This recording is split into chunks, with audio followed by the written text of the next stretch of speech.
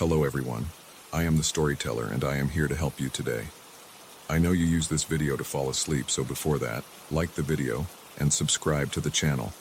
Also, where are you from and what time are you watching? Now get comfortable and relax. The first time it happened, I thought it was just Henri playing another one of his pranks. I was 17, old enough to be a junior counselor at Camp Alpin Rêve, young enough to still feel the weight of responsibility pressing against my chest like a stone. The French Alps stretched around us in their ancient silence, peaks cutting the sky like broken teeth, and somewhere in that vastness, something had begun to notice me.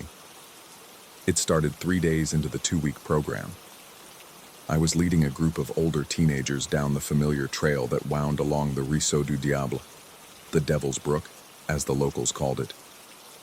The name should have been my first warning, but at 17, you think you're invincible. You think the darkness that lives in old places can't touch you. The brook itself seemed harmless enough. Crystal clear water tumbled over smooth stones, creating a gentle symphony that should have been soothing. But there was something underneath that sound, a whisper that made the hair on my arms stand up, a frequency that seemed to bypass my ears and speak directly to the primitive part of my brain that still remembered when humans were prey. I was adjusting my backpack, checking the group ahead, when I felt it, fingers threading through my hair with an intimacy that made my skin crawl. The touch was cold, deliberate, and unmistakably real. My scalp tingled as someone, wound strands of my dark hair around invisible fingers and pulled. Not hard, not violent, almost gentle, like a lover's caress. That somehow made it worse. I spun around, heart hammering, expecting to find Henri grinning behind me. But there was nothing except the whisper of wind through pine needles and the distant laughter of my charges as they continued down the trail, oblivious. "Very funny," I called out, voice cracking slightly. But Henri was 50 yards ahead, deep in conversation with Amélie about proper hiking posture. Too far away, too distracted. I stood there for a long moment, the brook chattering beside me, feeling watched by unseen eyes. The sensation crawled across my skin like spiders made of ice. When I finally caught up with the group, I kept glancing over my shoulder, but the trail behind me remained empty. That night, lying in my narrow bunk, I found the first mark. A perfect circle of bruised flesh on the back of my neck, just below my hairline. Dark purple against my pale skin, about the size of a coin. It was tender to the touch, and when I pressed it, I could swear I felt an echo of that cold caress. The camp director, Madame Dubois, noticed me touching it at breakfast. Her weathered face creased with concern as she asked if I was feeling well, if perhaps the altitude was affecting me. I mumbled something about sleeping wrong, about the unfamiliar pillow, and she nodded sympathetically. But her eyes lingered on my neck with an expression I couldn't quite read. The second incident came 4 days later. I was returning from the supply shed, arms full of rope and carabiners for the afternoon's rock climbing session, when the path took me past the brook again. The water looked different in the afternoon light, darker somehow, more secretive. The sound it made seemed to carry words in a language I didn't recognize, but somehow understood.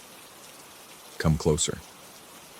I stopped walking, muscles tensing. The voice was so faint it might have been imagination, but it carried a weight that made my bones ache. Against every instinct screaming at me to turn around, I found myself stepping toward the water's edge.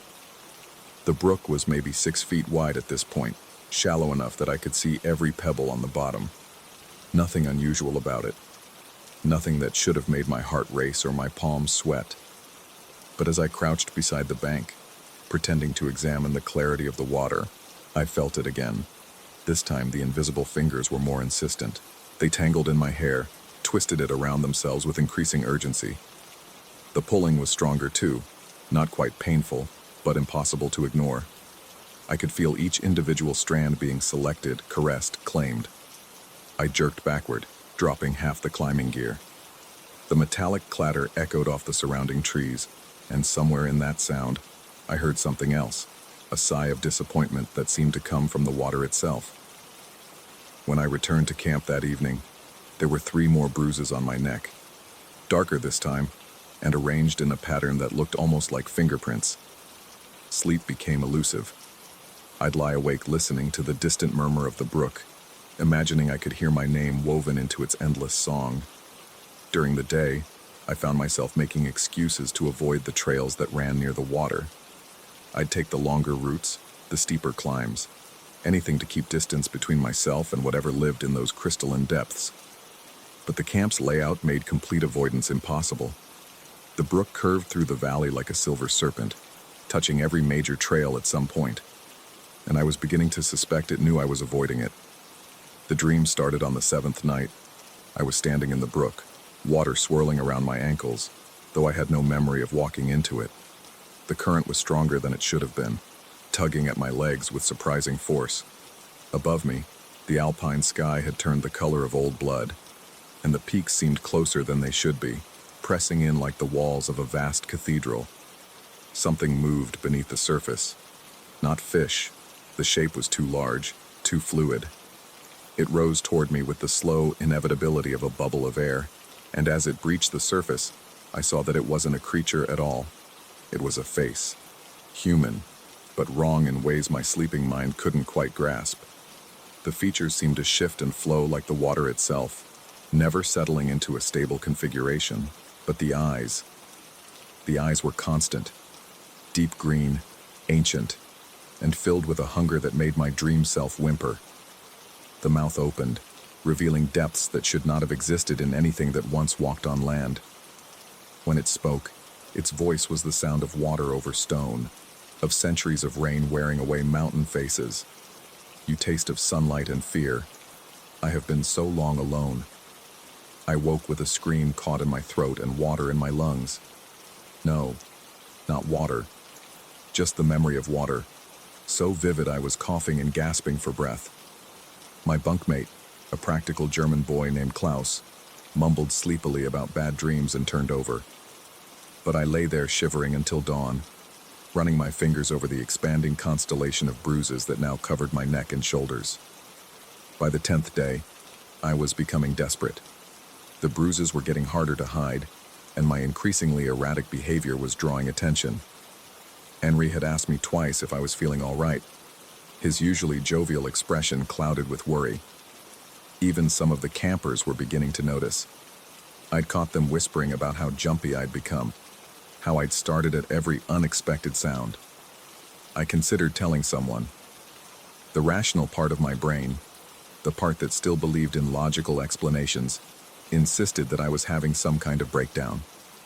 Stress, altitude, the pressure of responsibility, any of these could explain the hallucinations, the dreams, even the physical marks.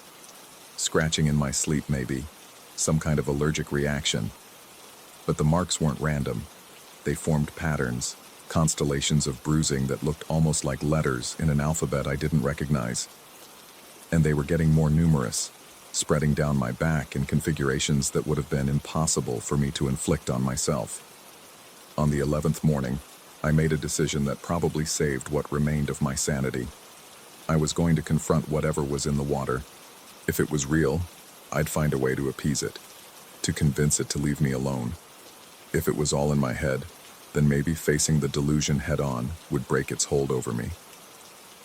I waited until the afternoon rest period, when the camp was quiet and most of the counselors were either napping or playing cards in the main lodge. The sun was high overhead, casting everything in sharp relief, and I told myself that nothing truly malevolent could exist in such bright, clean light. I was wrong. The brook looked the same as always, innocuous, almost cheerful in the mountain sunshine. But as I approached, I felt that familiar chill, as if I were walking into a pocket of winter air.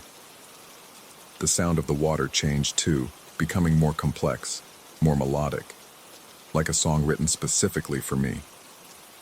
I knelt at the water's edge, close enough that I could see my reflection wavering in the current.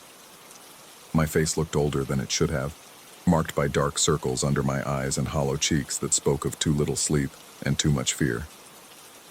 "What do you want from me?" I whispered to my reflection. The answer came not as words, but as sensation. The invisible fingers were back, but this time they were everywhere, threading through my hair, tracing the line of my jaw, following the curve of my neck down to where my shirt collar began. The touch was no longer gentle. It was possessive, mapping my skin like someone memorizing a landscape they intended to claim. I tried to pull back, but something held me in place. Not physical restraint. It was more subtle than that. The compulsion came from inside, a desire I didn't recognize as my own. I wanted to lean forward, to let the water close over my head, to finally meet whatever had been calling to me all these nights. Soon, the voice whispered, and this time I was certain it wasn't imagination. The word carried the weight of promise and threat in equal measure. When the choosing is complete. The choosing. The phrase echoed in my mind as I finally managed to tear myself away from the water's edge. I stumbled back toward camp, legs shaking, that phrase repeating like a mantra. What was being chosen? Who was doing the choosing? And why did I have the horrible suspicion that I already knew the answer? That night, as I lay sleepless in my bunk, I heard footsteps outside. Soft, deliberate, moving with the rhythm of someone who knew exactly where they were going.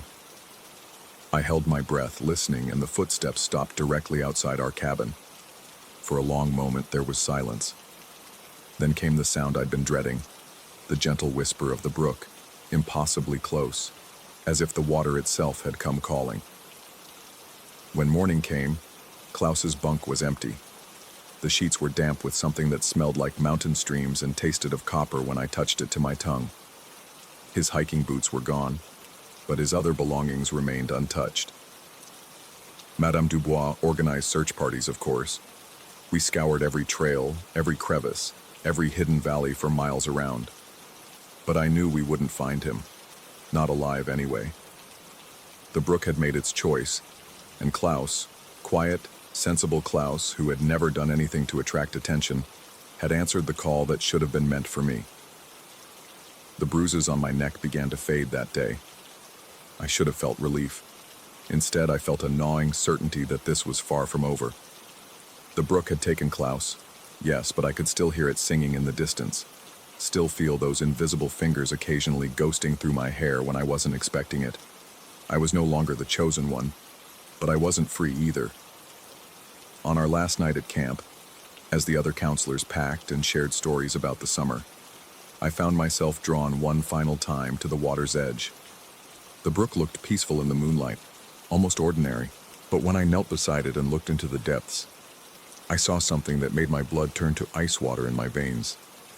Klaus's face, pale and perfect, looked back at me from just beneath the surface. His eyes were open, and they held an expression of such contentment that I nearly wept. He mouthed a single word: beautiful.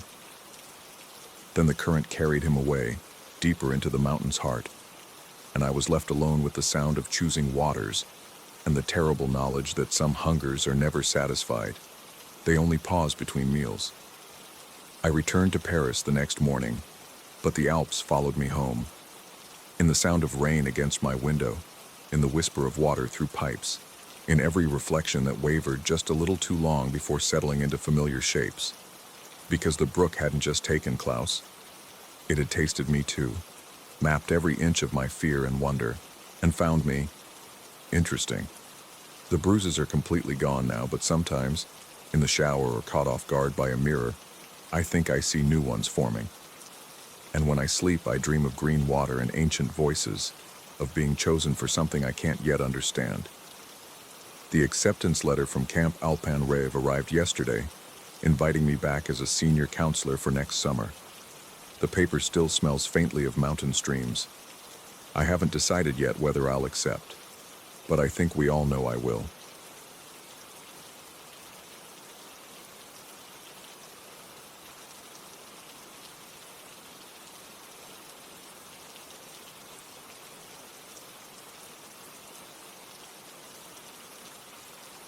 Shot. The autumn air carried something different, a frequency that made his teeth ache and his vision blur at the edges. He'd been photographing the campus for 3 years, documenting the seasonal changes for his senior portfolio, but the light that day seemed to move wrong. casting shadows that bent in impossible directions. Marcus and Elena had joined him reluctantly, their conversation about midterm stress fading as the sun began its descent behind the administration building. The hill offered the best vantage point on campus, a small rise that overlooked the quad and the dormitories beyond. Jake had discovered it during his freshman year, when homesickness and insomnia drove him to wander the grounds after midnight. Now it was their regular spot, a place where the three of them could escape the claustrophobia of lecture halls and cramped dorm rooms. "Look at that light," Marcus said, though his voice carried an undertone Jake couldn't place. The pre-med student rarely showed interest in photography, but something about the way the dying sun fractured through the trees seemed to captivate him. Elena nodded absently, her psychology textbook forgotten in her lap as she stared toward the horizon. Jake raised his Canon 5D Mark IV, a graduation gift from parents who still believed their son would pursue a sensible career in journalism rather than the fine arts. Through the viewfinder, the world compressed into manageable frames, reality reduced to composition and light ratios. He'd grown comfortable hiding behind the camera, using it as a barrier between himself and the complications of senior year, the uncertainty about the future, the growing distance between old friends, the persistent feeling that everyone else had figured out something he'd missed. That's when he saw them. Two figures stood near the edge of the campus, just beyond the main pathway that led to the parking lots. At first glance, they appeared to be maintenance workers, or perhaps late departing faculty members, their forms silhouetted against the copper sky. One raised his hand in what looked like a casual wave. The other mirrored the gesture a moment later, their movements synchronized in a way that struck Jake as oddly mechanical. He lowered the camera and squinted toward the distant figures. From this distance, they were little more than dark shapes against the golden backdrop, but something about their posture nagged at him. They stood perfectly still except for their waving arms, which moved with metronomic precision. "Do you guys see those people down there?" Jake asked, pointing toward the figures. Marcus and Elena followed his gaze, their expressions shifting from casual interest to something approaching concern. Elena shaded her eyes with her hand. "Where exactly are you looking?" "By the pathway.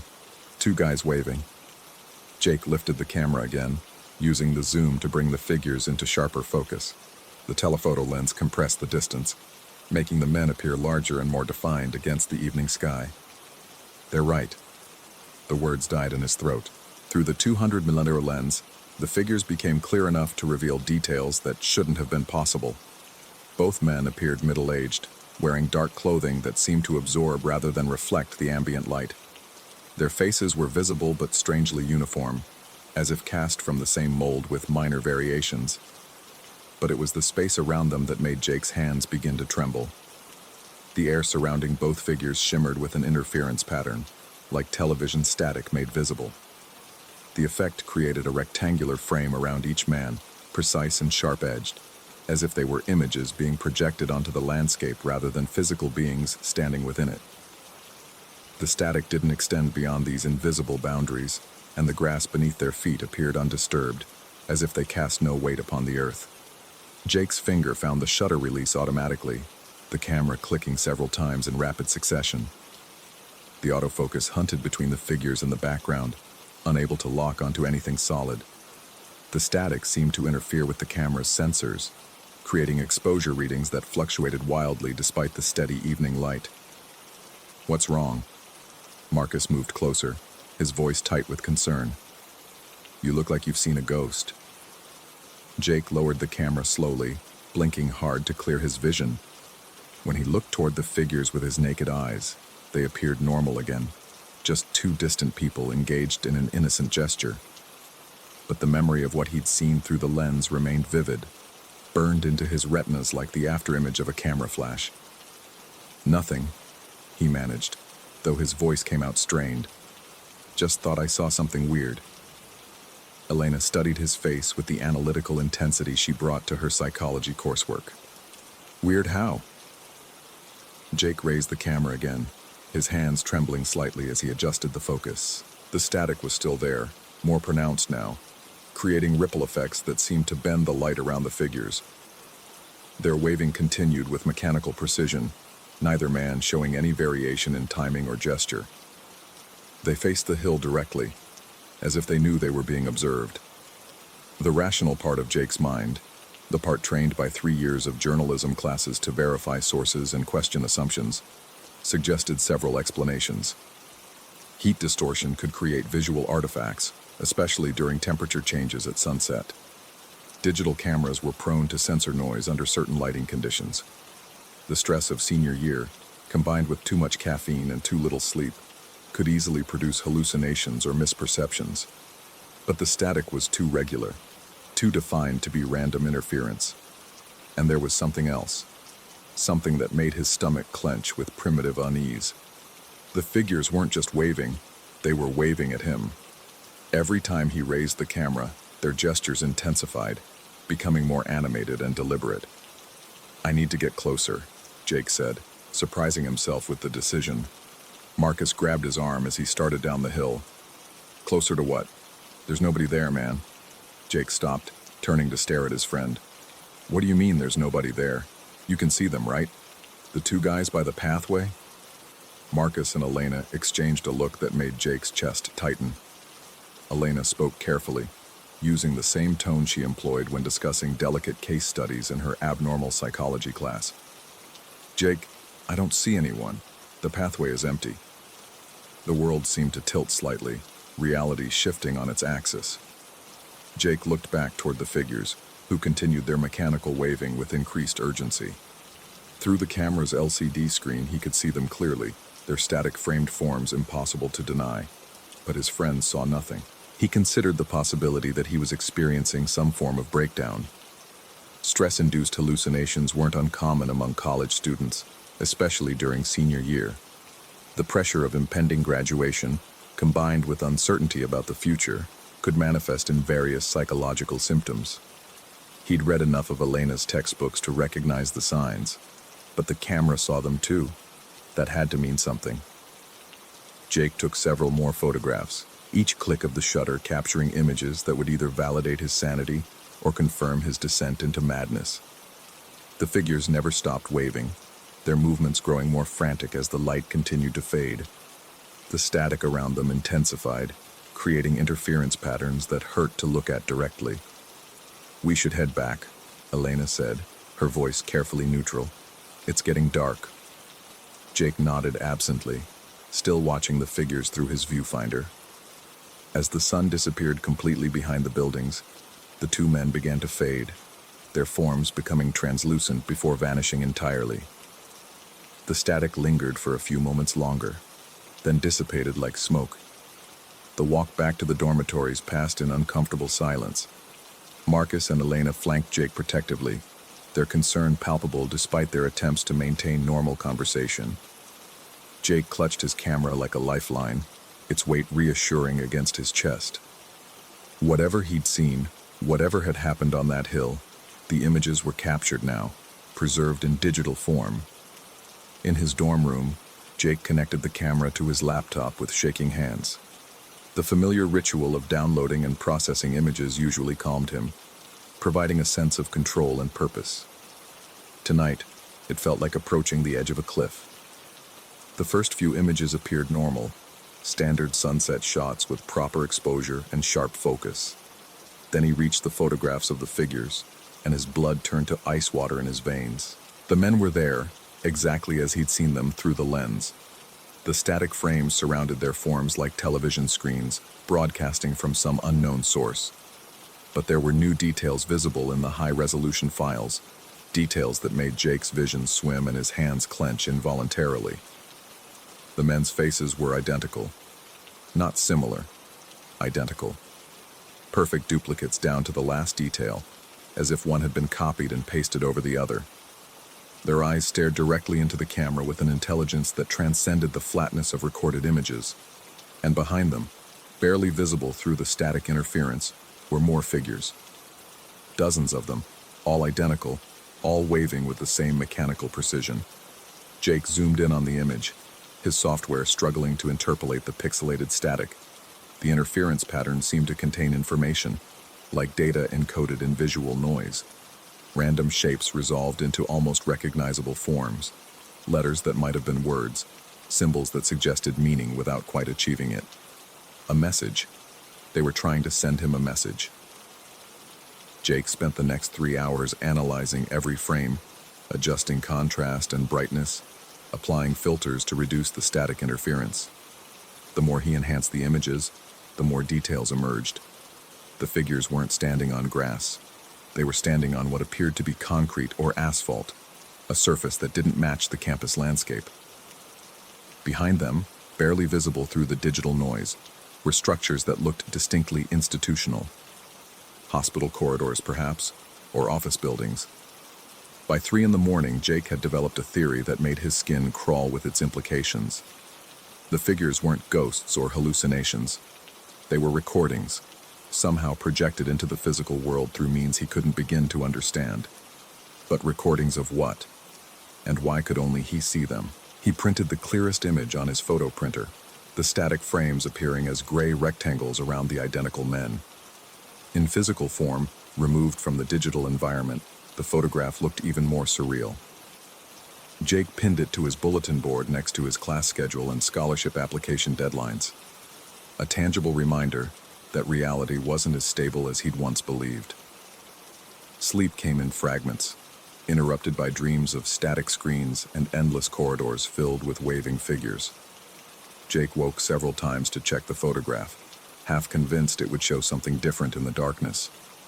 But the men remained constant, their mechanical gestures frozen in silver halide and paper. The next evening, Jake returned to Meridian Hill alone.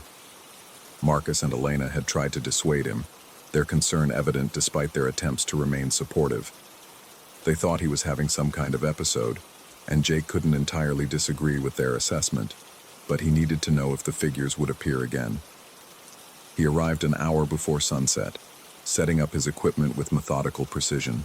The camera settings were optimized for low-light conditions, the telephoto lens cleaned and calibrated.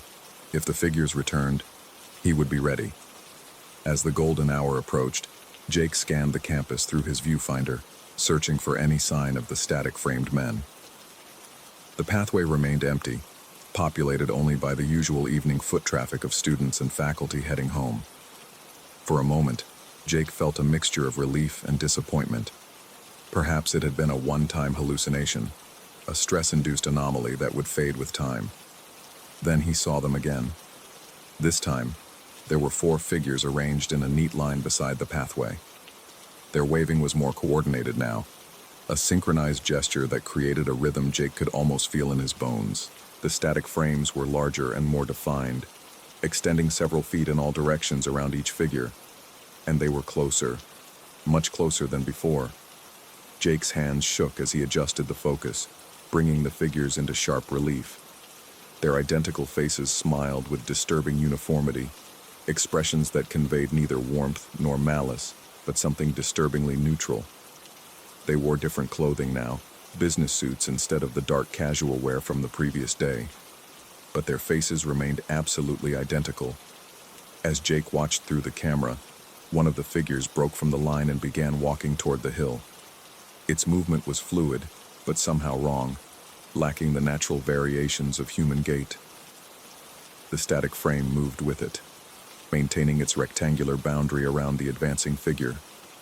Jake lowered the camera and looked toward the pathway with his naked eyes. Empty space. Nothing there but the usual evening shadows. But through the lens, the figure continued its approach, now close enough that Jake could make out individual details of its impossible existence. The urge to run was overwhelming, every primitive instinct screaming at him to flee from this violation of natural law. But fascination held him in place, the photographer's compulsion to document overriding his fear. He continued shooting, frame after frame, as the figure drew closer to the base of the hill. When it stopped, perhaps 50 yards away, Jake could see that its smile had changed. The expression was no longer neutral but predatory, a grin that suggested knowledge of things Jake couldn't begin to comprehend. The figure raised its hand again, not in a wave but in a beaconing gesture. It wanted him to come closer. Jake's rational mind cataloged all the reasons this couldn't be real. Mass hallucinations didn't follow consistent patterns. Stress-induced psychosis didn't create detailed photographable imagery. Technology didn't malfunction in ways that produced coherent false information. Yet here he stood, camera in hand, documenting the impossible. The figure began moving again, this time circling the base of the hill with mechanical precision. Its static frame left no trace on the grass, created no disturbance in the natural world. But its presence was undeniable, a violation of reality that made Jake's teeth ache and his vision blur. Other figures began appearing along the campus perimeter, all identical, all surrounded by their rectangular frames of interference. They formed a loose circle around Meridian Hill, their positions creating a geometry that hurt to contemplate directly. Jake counted at least a dozen before losing track, the static frames beginning to overlap and merge in his peripheral vision. The beckoning figure had completed its circuit and now stood directly below Jake's position on the hill. Through the camera's LCD screen, Jake could see that its mouth was moving, forming words that produced no sound. The lips moved with careful precision, repeating the same phrase over and over. Jake wasn't a skilled lip reader, but the words seemed simple enough. 2 syllables, repeated with mechanical insistence. As he watched, other figures joined in the silent chant, their identical mouths forming the same soundless words. Come down. Come down. Come down.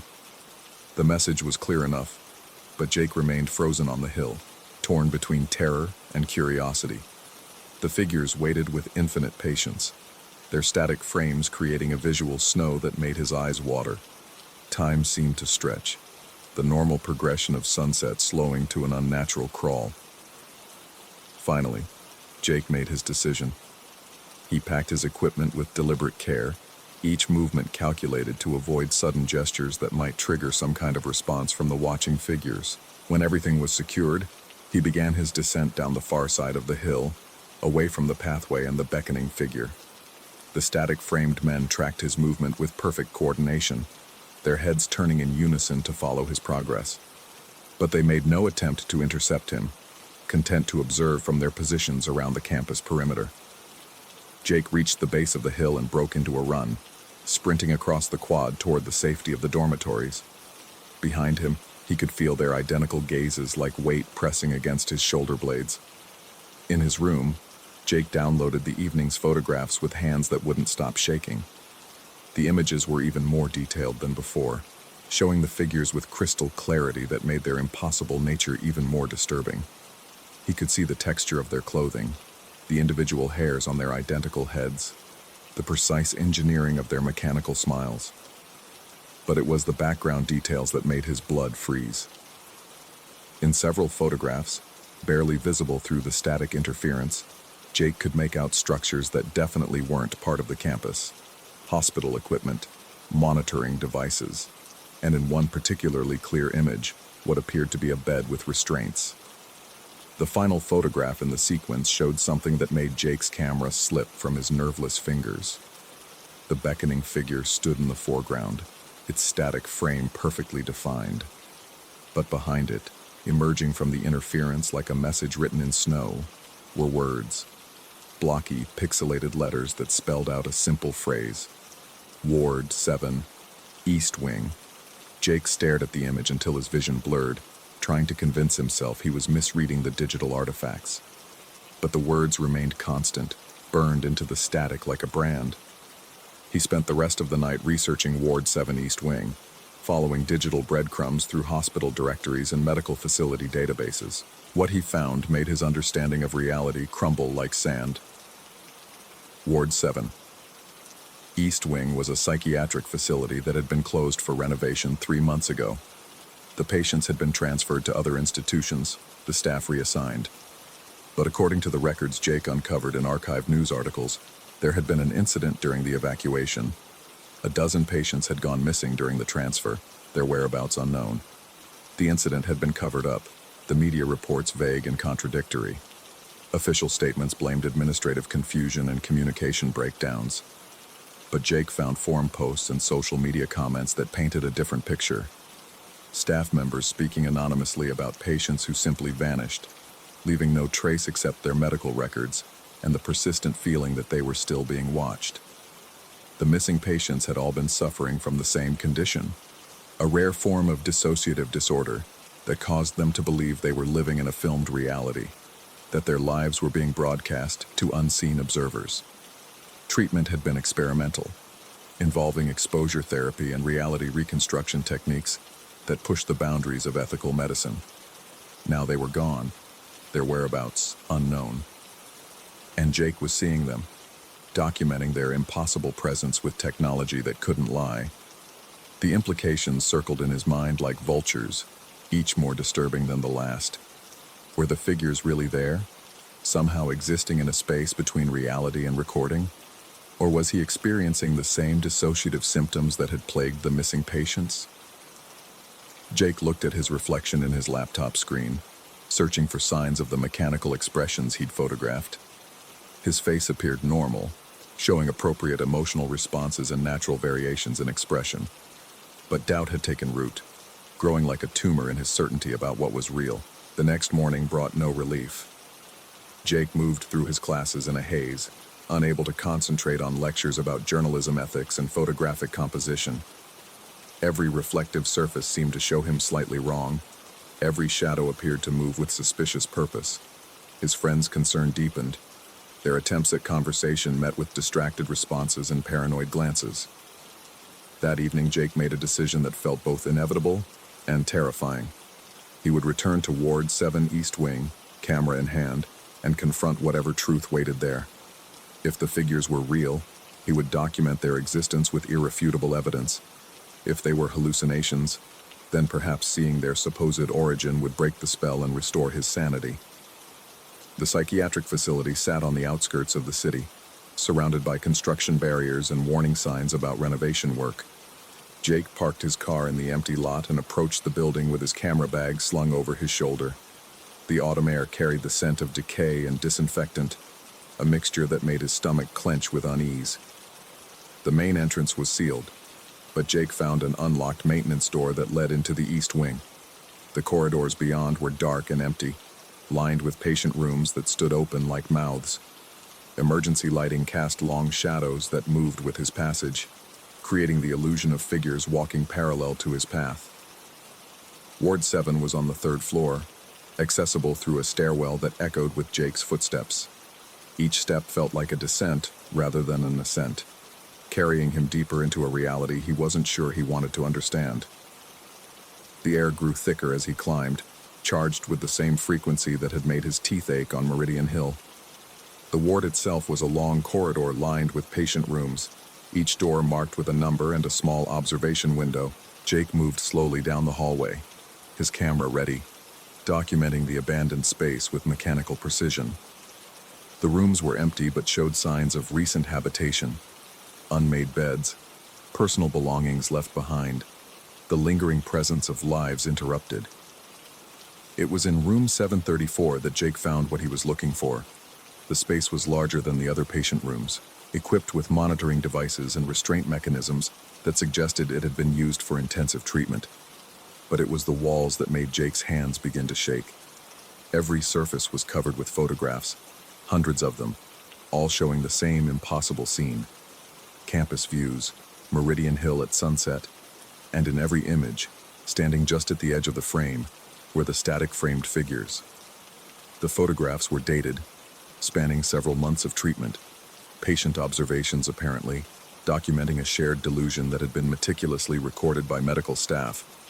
But as Jake examined the images more closely, he noticed something that made his vision swim.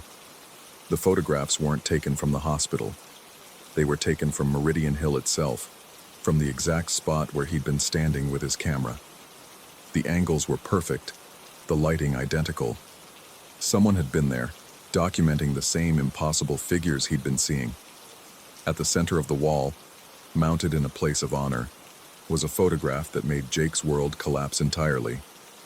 It showed him standing on Meridian Hill, camera raised, surrounded by a static frame that defined his own rectangular boundary. Behind him, emerging from the interference, were words in blocky, pixelated letters. Patient 734. Jake stared at the image until his legs gave out. sliding down the wall to sit among the scattered medical records that littered the floor. The truth was written in those documents, in handwriting that might have been his own, describing a patient's progressive descent into a shared delusion about filmed reality and projected observations. But the camera in his hands was real. The photographs he'd taken were real. The evidence was overwhelming and contradictory, creating a paradox that his mind couldn't resolve. As Jake sat in the abandoned room, surrounded by documentation of his own impossible existence, he became aware of movement in the corridor outside.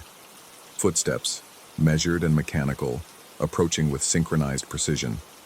Through the observation window, he could see them coming, a dozen identical figures walking down the hallway, their static frames overlapping and merging in the fluorescent light.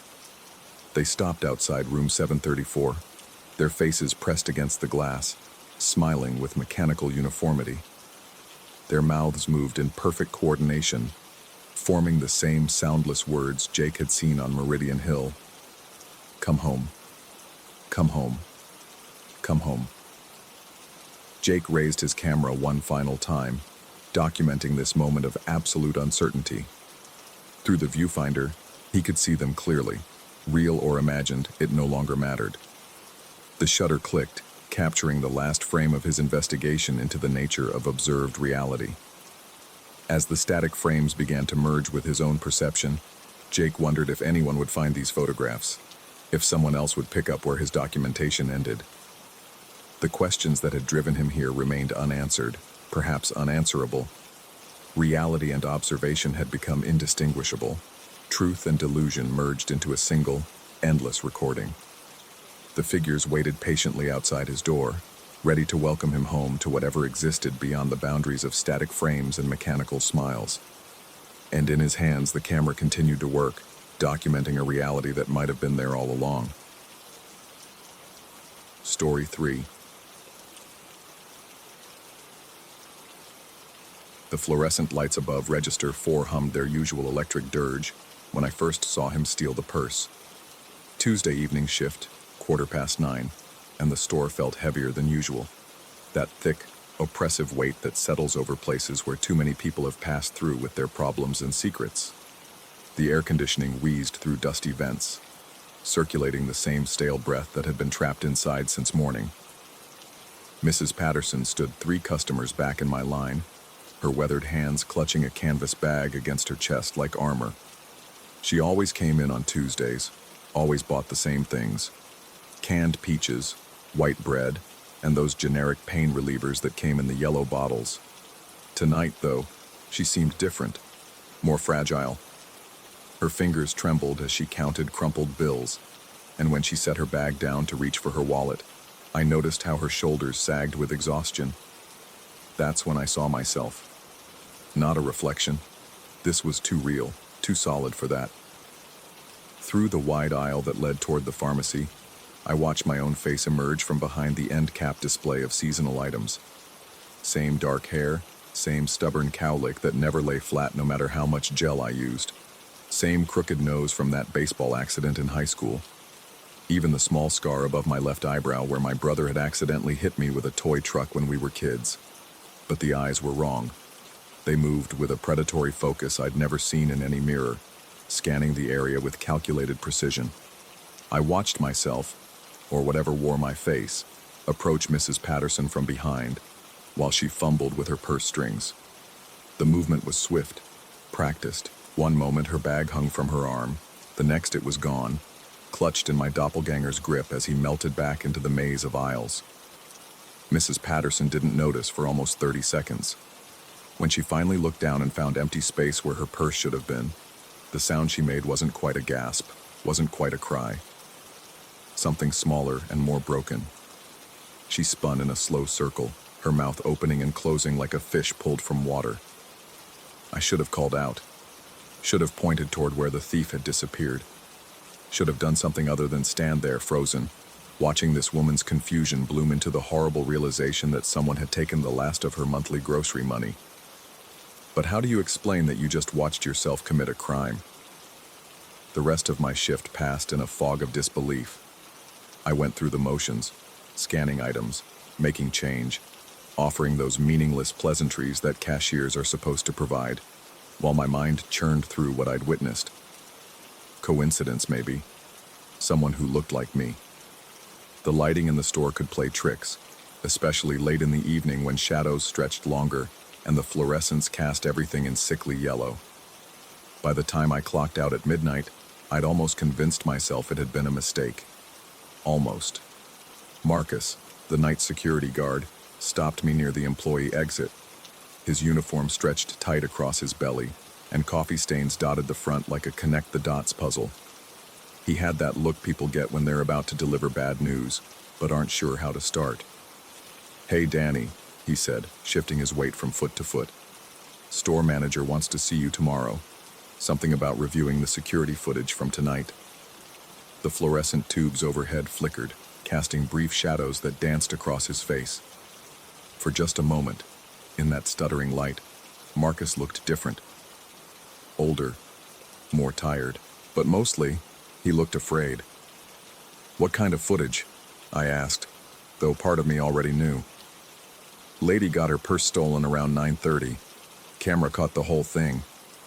He paused, studying my face with an intensity that made my skin crawl.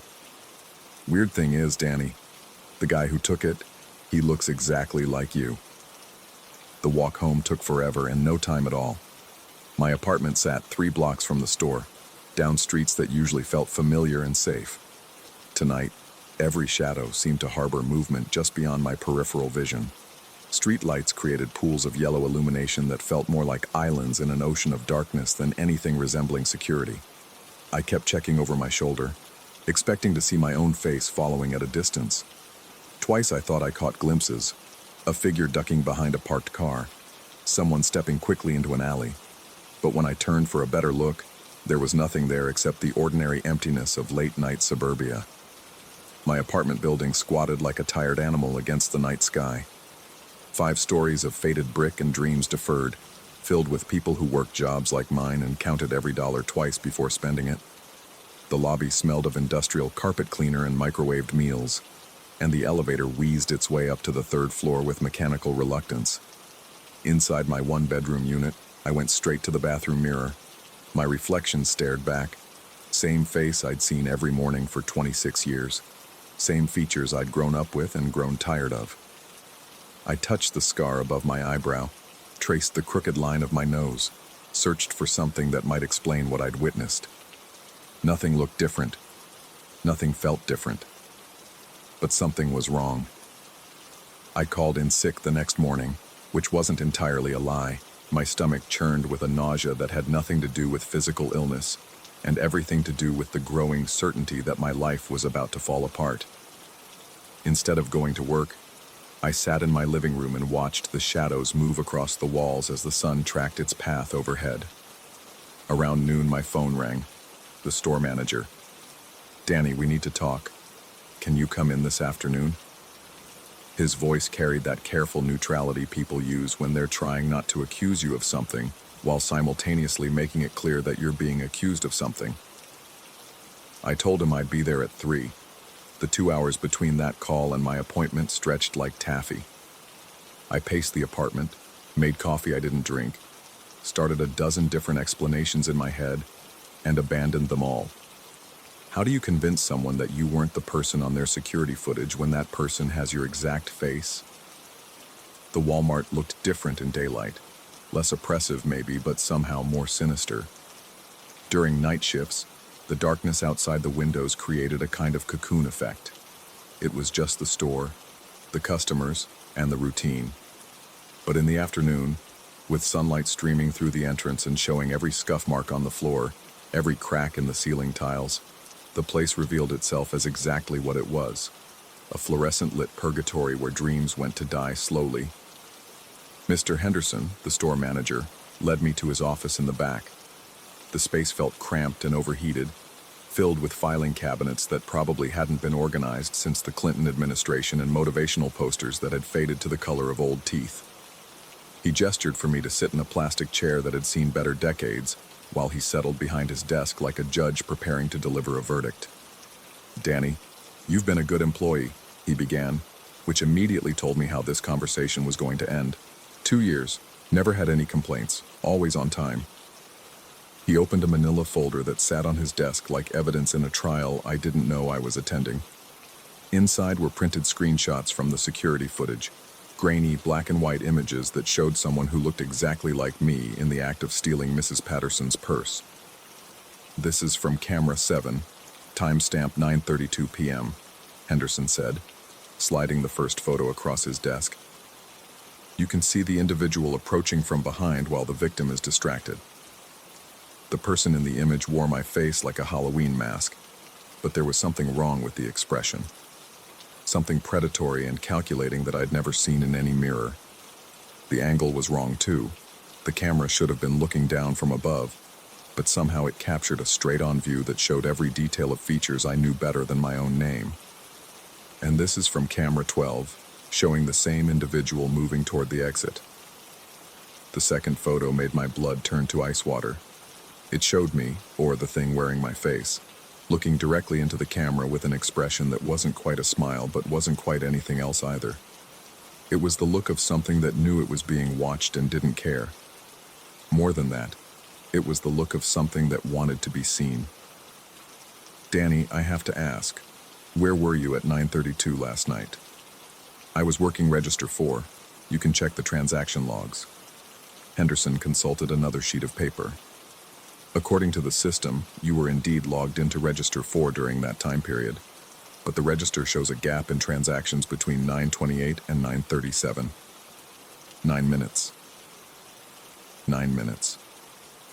Long enough to walk to where Mrs. Patterson had been standing, take her purse, and return to my station.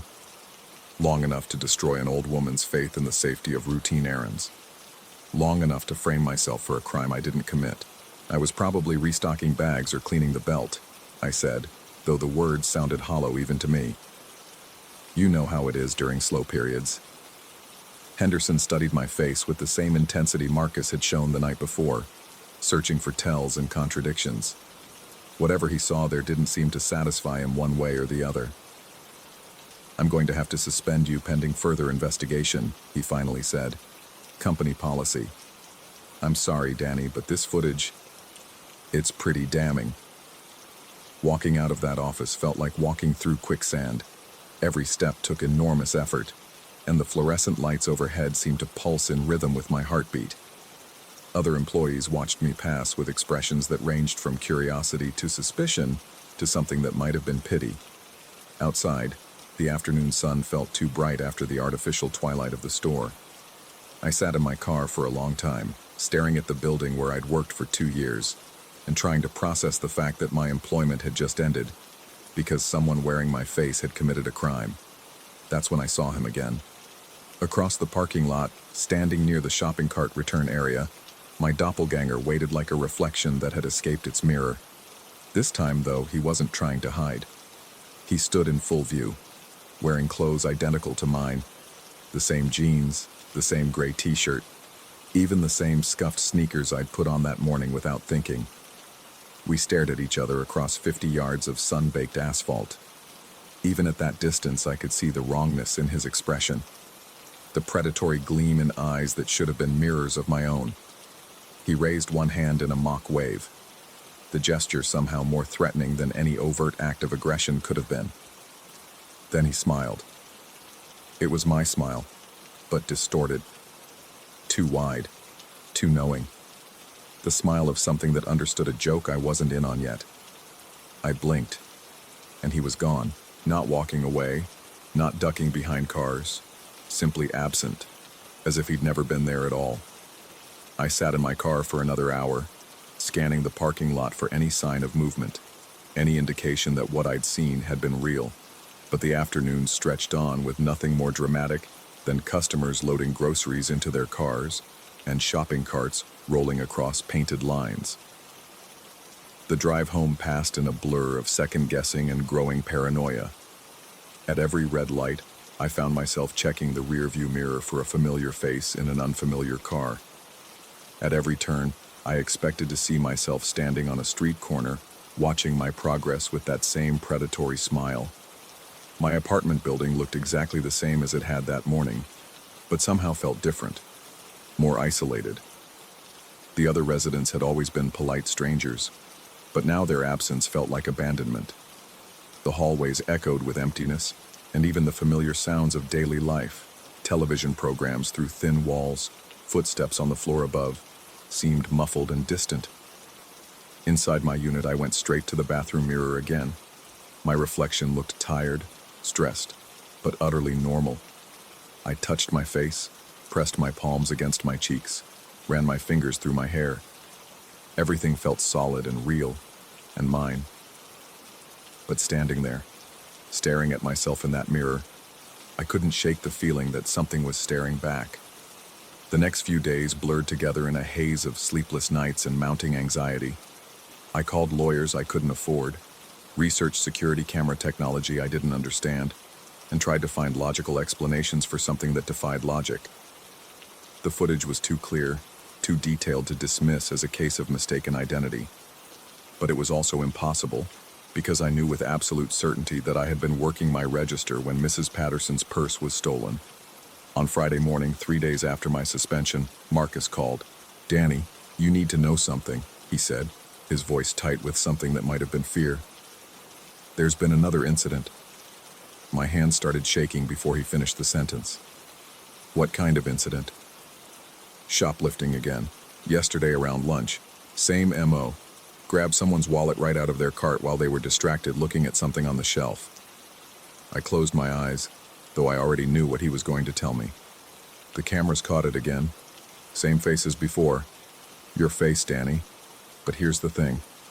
I checked the timestamp against your suspension paperwork. You've been banned from the property since Tuesday. There's no way it was actually you." The phone felt slippery in my suddenly sweaty grip. Did anyone else see him? Besides the cameras? "That's just it," Marcus said. And now I was certain that what I heard in his voice was fear. The victim didn't see anything. Neither did any of the other customers in the area. It's like only the cameras can see him. After Marcus hung up, I sat in my kitchen and tried to make sense of what was happening. Someone or something was using my face to commit crimes, but only the security cameras could capture it. The victims didn't see their attacker. Other customers didn't notice anything unusual. Just the mechanical eyes of the surveillance system, recording impossible footage of me committing crimes I didn't remember. That afternoon, I drove back to the Walmart. I didn't go inside. My suspension made that legally inadvisable. But I parked across the street where I could watch the entrance. Customers flowed in and out in the ordinary rhythm of afternoon shopping, carrying their small dramas and everyday needs through automatic doors that never stopped opening and closing. I waited for 3 hours, scanning faces and looking for my own among the crowd. Nothing. Just the usual parade of suburban humanity going about their business, unaware that somewhere in that building, cameras were recording events that shouldn't exist. It was nearly 6 o'clock when I finally saw him, not going into the store, but coming out, moving with purposeful strides through the parking lot, carrying a shopping bag that looked real enough to cast shadows on the asphalt. He wore my face like a perfectly fitted mask, and this time he was heading directly toward my car. I should have driven away, should have started the engine and gotten as far from that place as possible. Instead, I sat frozen, watching my own features approach through the windshield with that same predatory expression I'd seen in the security footage. He stopped about 10 feet from my car and tilted his head with mechanical precision, studying me like a scientist examining a specimen. Up close, the wrongness was even more apparent. The features were exactly right. Every line, every proportion, every detail matched what I saw in mirrors, but the assembly was somehow off, like a photograph that had been torn apart and reassembled with tiny gaps between the pieces.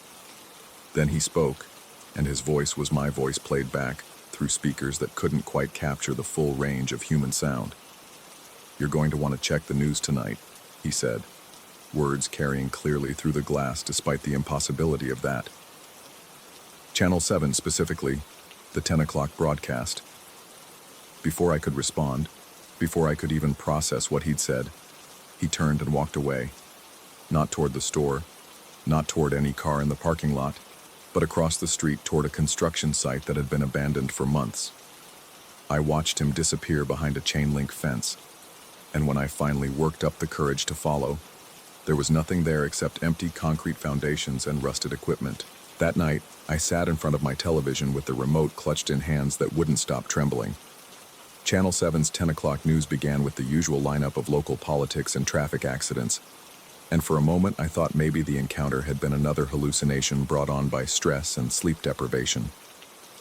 Then the anchor introduced a story about a series of unusual thefts at a local Walmart, and my world tilted sideways. The security footage they showed was crystal clear, high-definition color that captured every detail of my face as I moved through the store like a predator hunting prey. But this wasn't the grainy black and white imagery from the store's actual cameras. This looked like professional cinematography, shot from angles that no security system could achieve.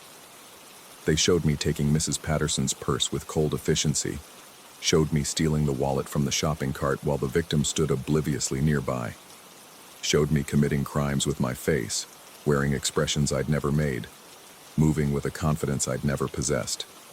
But most disturbing of all, they showed me looking directly into the camera with that same too-wide smile, as if I knew I was being recorded for broadcast to thousands of homes across the city.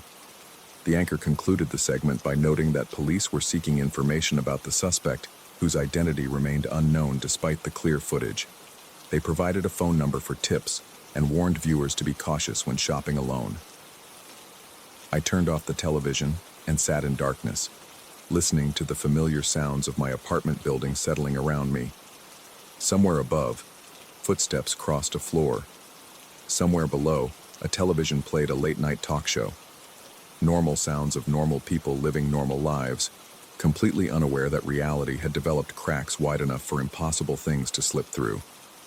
Over the next week, the thefts continued, always at the Walmart, always captured on footage that shouldn't exist, always showing my face committing crimes I didn't remember.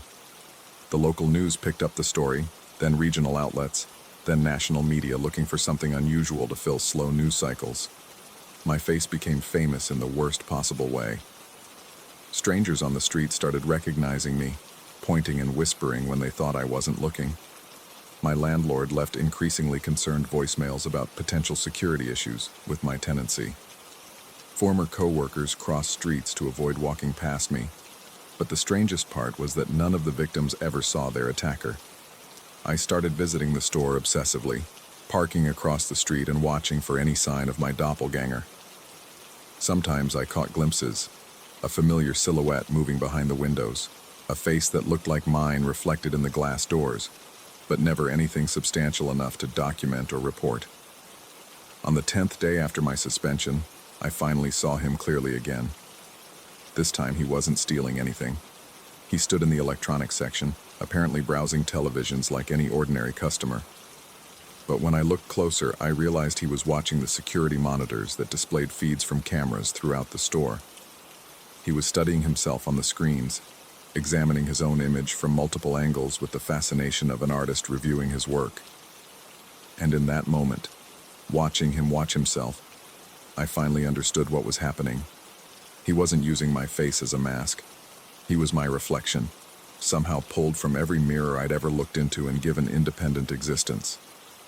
Every time I'd checked my appearance in bathroom mirrors, store windows, car windshields, all those brief encounters with my own image had been feeding something that was learning to be me, but learning imperfectly. That night, I destroyed every mirror in my apartment, covered the bathroom mirror with a towel, threw out the small compact I kept in my car, even avoided looking at store windows when I walked past. If reflections were how he gained strength, then eliminating them might weaken whatever force had given him form. For 3 days, it seemed to work. The thefts stopped. The news moved on to other stories. My phone stopped ringing with calls from reporters and police detectives who wanted to interview the man whose face had committed impossible crimes. But on the 4th day, I made a mistake. I was washing dishes when the afternoon sun hit the kitchen window at just the right angle, turning the glass into a perfect mirror. For just a moment, maybe half a second, I saw my reflection clearly outlined against the bright surface, and my reflection smiled back with too many teeth. That night, the thefts resumed. But this time, The security footage showed something even more disturbing than before. It showed me stealing from customers while looking directly at the cameras, as if performing for an audience. It showed me moving through the store with supernatural stealth, appearing and disappearing from frame to frame, like something that existed only in the mechanical vision of electronic eyes.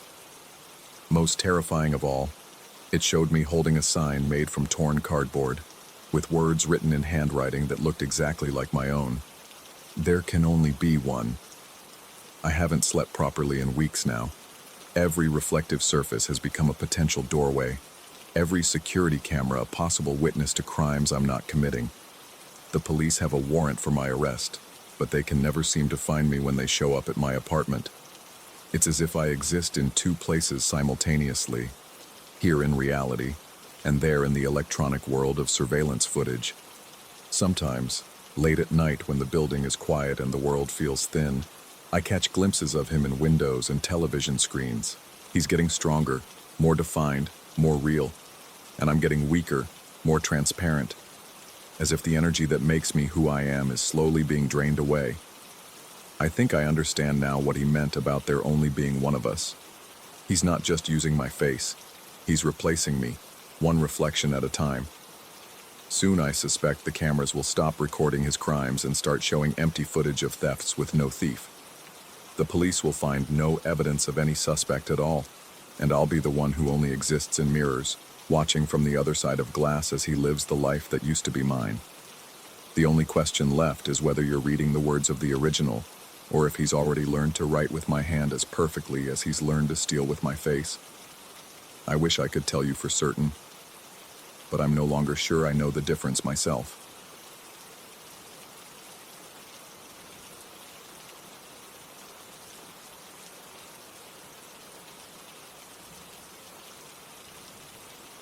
Story 4.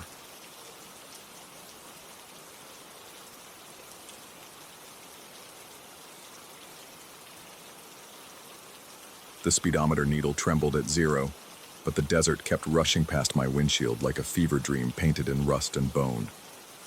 I first noticed it somewhere between Flagstaff and nowhere, that peculiar stillness of the gauge while the 18-wheeler continued its steady rumble across the endless stretch of Arizona asphalt.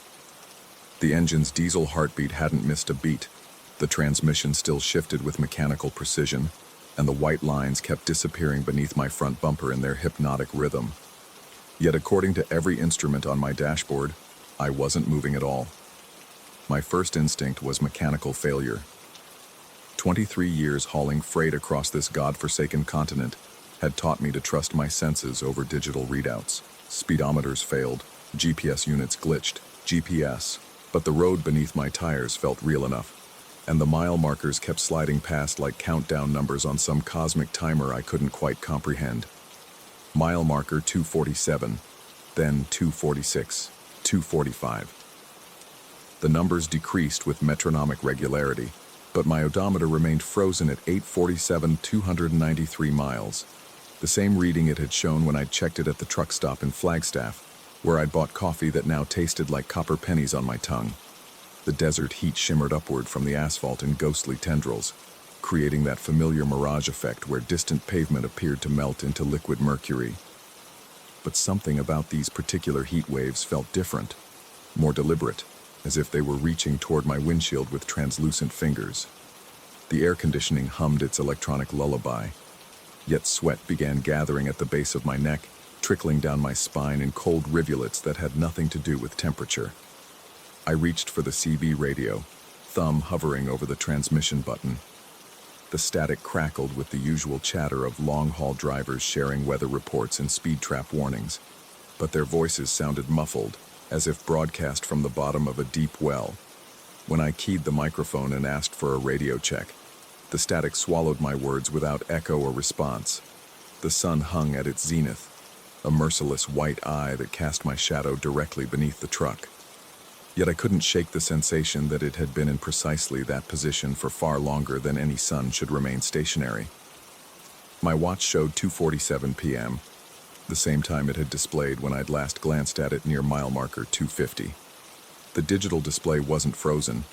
The seconds ticked forward with relentless precision. but the hands seemed trapped in some temporal loop that defied explanation. Mile marker 240 appeared and vanished. Then 239, 238. Each passing marker felt like crossing a threshold into something progressively more wrong. The desert landscape began to repeat itself in ways that violated the natural order of geography. The same distinctive rock formation, a weathered sandstone spire resembling a skeletal finger, appeared on my right side 3 separate times.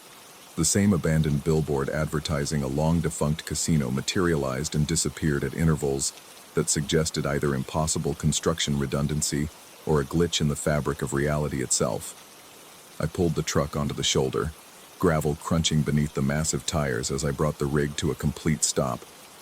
The engine idled with its familiar rumble, but even at a standstill, the speedometer continued to register 0. More disturbing still, the world outside continued its inexorable backward slide. Mile marker 237 drifted past my stationary window like a ghost freed from the moorings of logic. The driver's seat creaked as I shifted my weight, leather protesting against the mounting pressure of my grip on the steering wheel. My hands had begun to tremble, barely perceptible tremors that suggested either caffeine overdose or the early stages of something far more serious. I tried to recall how many cups of coffee I'd consumed since Flagstaff, but the memory felt slippery, like trying to hold water in cupped palms. When I attempted to restart my journey, engaging the clutch and shifting into first gear, the truck responded normally. The speedometer needle remained pinned at 0, while mile marker 236 slid past with the inevitability of destiny. The disconnect between motion and measurement had evolved from mechanical curiosity into something that made my skin crawl with unnamed dread. The CB radio's static intensified, occasionally resolving into fragments of conversation that seemed to originate from different decades. A voice discussed gas prices from the 1970s. Another mentioned a blizzard in Kansas that I remembered from my rookie year driving freight. Most unsettling were the references to accidents and breakdowns on this very stretch of highway, incidents that hadn't occurred yet, spoken about in past tense by voices that sounded increasingly familiar. One of those voices sounded exactly like mine. The realization struck with the force of physical impact. Buried in the static-laden chatter, I heard my own voice describing a speedometer malfunction on Interstate 40, detailing the exact sequence of events I was currently experiencing. The voice spoke with the weary resignation of someone recounting an old story, though I had no memory of ever keying the microphone or speaking those words. Mile marker 230 appeared and dissolved into heat shimmer. Then 229, 228. My logbook lay open on the passenger seat, pages fluttering in the artificial breeze from the air conditioning vents. According to the most recent entry, I had departed Flagstaff at 11:30 a.m. with an estimated arrival time in Phoenix of 4:15 p.m. But the handwriting in those final entries looked increasingly erratic, as if penned by someone fighting to maintain control over motor functions that were steadily deteriorating. More disturbing were the entries I didn't remember writing. Margin notes in my own script described strange dreams about endless highways and broken clocks. One particular notation, scrawled in red ink that I never carried, read, Day 127 without forward progress. Fuel gauge remains full. Memory fragments like desert glass. I flipped backward through the logbook's pages, searching for some anchor point of verifiable reality. The entries became progressively more bizarre as I moved chronologically backward, documenting impossible journey times and routes that violated basic geography. One entry claimed I had driven from Los Angeles to Miami in negative time. Another described hauling a load that weighed nothing but cast shadows darker than the truck itself. The margins filled with increasingly frantic handwriting that cataloged physical symptoms. Persistent headaches, double vision, the taste of copper that never left my mouth. These observations were interspersed with desperate questions about the nature of time and distance, philosophical musings that seemed far too sophisticated for a truck driver's practical mindset. Mile marker 220 materialized and vanished. The mathematics were becoming impossible to ignore. If I had been traveling at highway speed for over an hour, I should have covered 60 or 70 miles. Instead, the markers suggested I had moved only 30 miles, and in the wrong direction. The fuel gauge showed completely full, though I hadn't stopped for diesel since leaving Flagstaff. The tank's capacity was 300 gallons, enough for roughly 1,800 miles of driving. Even accounting for the grade changes in desert terrain, I should have consumed at least a quarter tank. Yet the needle pointed steadfastly at maximum capacity, as if the truck were somehow feeding on the mystery miles rather than consuming fuel to traverse them. Overhead, the sun hadn't moved a discernible degree from its zenith position. The shadows cast by highway signs and desert vegetation remained constant, defying the rotation of the planet itself. When I consulted my GPS unit, the satellite signal indicator showed full strength, but the displayed coordinates remained fixed at a location that placed me precisely at mile marker 247, the spot where I had first noticed the speedometer malfunction. The CB radio erupted with my own voice again, this time describing the fuel gauge anomaly with clinical precision. The transmission included details I hadn't yet noticed myself, such as the way the needle quivered slightly when I applied pressure to the brake pedal, or how the gauge's backlight had developed a subtle orange tint that hadn't been present during my pre-trip inspection. These impossible broadcasts from my future self, or past self, began arriving with increasing frequency. I heard myself describing mile markers I hadn't yet reached, detailing conversations with dispatch that I had no memory of having. Most chilling were the references to passengers I didn't remember picking up, individuals who apparently rode in the sleeper compartment and spoke in languages that existed nowhere on Earth. Mile marker 210 appeared through the heat shimmer, its reflective surface seeming to pulse with its own internal light. The number looked wrong somehow, not the standard highway department font, but something older and more ornate, as if carved by hands that had never seen modern typography. I began to understand that the miles weren't simply failing to register on my instruments. They were disappearing from my memory as well. When I tried to recall the drive from Flagstaff to my current position, I found only fragmentary impressions. The taste of truck stop coffee, the sensation of warm morning air through the driver's window, the opening notes of a country song on the radio. The journey itself had been erased, leaving only sensory ghosts that provided no useful information about time or distance traveled. The CB radio delivered another impossible transmission in my own voice, describing this very realization about memory loss. The voice sounded older, more weathered, speaking with the authority of someone who had experienced these events countless times before. It mentioned details that hadn't occurred to me yet.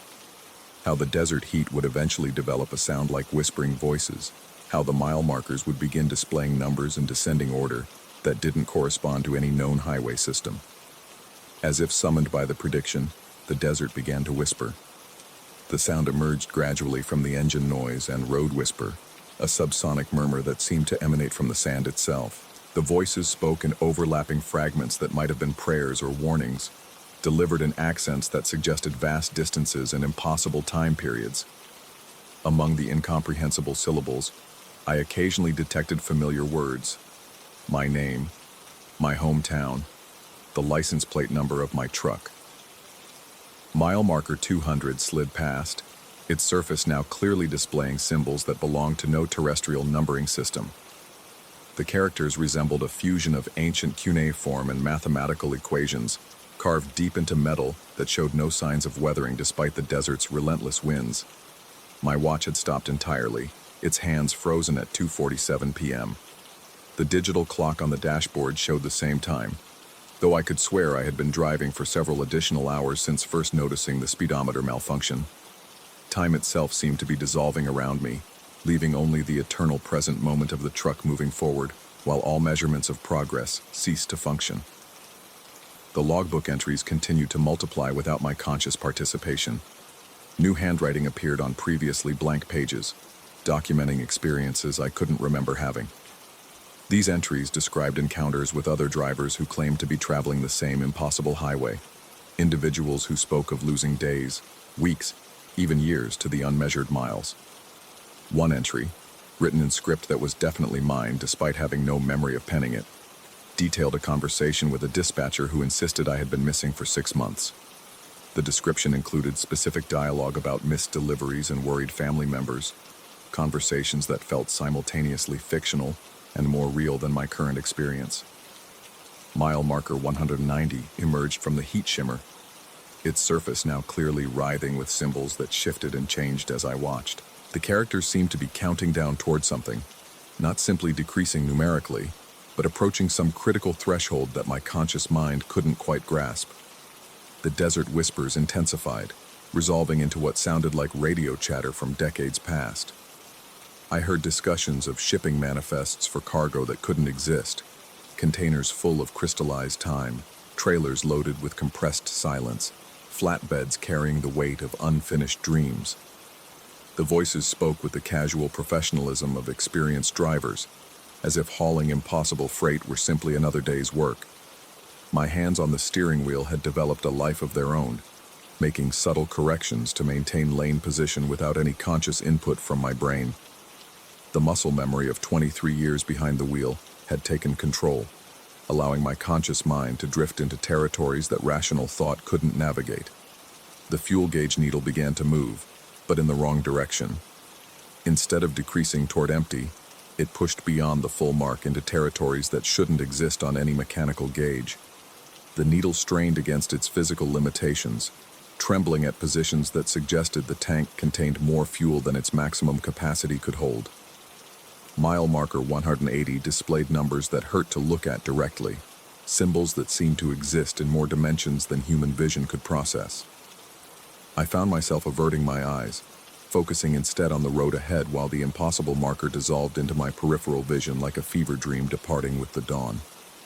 The CB radio delivered its most disturbing transmission yet, my own voice, speaking from what sounded like the interior of this very truck, describing my current thoughts with perfect accuracy. The voice knew I was thinking about the dimensional impossibility of the mile markers. It predicted my decision to avoid looking directly at marker 180. Most unsettling of all, it mentioned thoughts I hadn't yet had, describing my future reactions to events that hadn't yet occurred. The speedometer needle hadn't moved from zero, but I began to understand that zero didn't represent absence of motion. It represented motion beyond measurement, travel through territories that existed outside the normal framework of distance and time. Each mile I didn't register was somehow more significant than the thousands of conventional miles recorded on my odometer. The desert around me began to shift in ways that couldn't be attributed to heat mirages.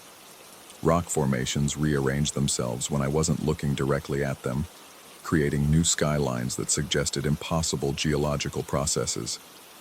The road surface itself seemed to be regenerating, fresh asphalt appearing ahead of me while the pavement behind dissolved into something that might have been sand, or might have been the absence of matter entirely.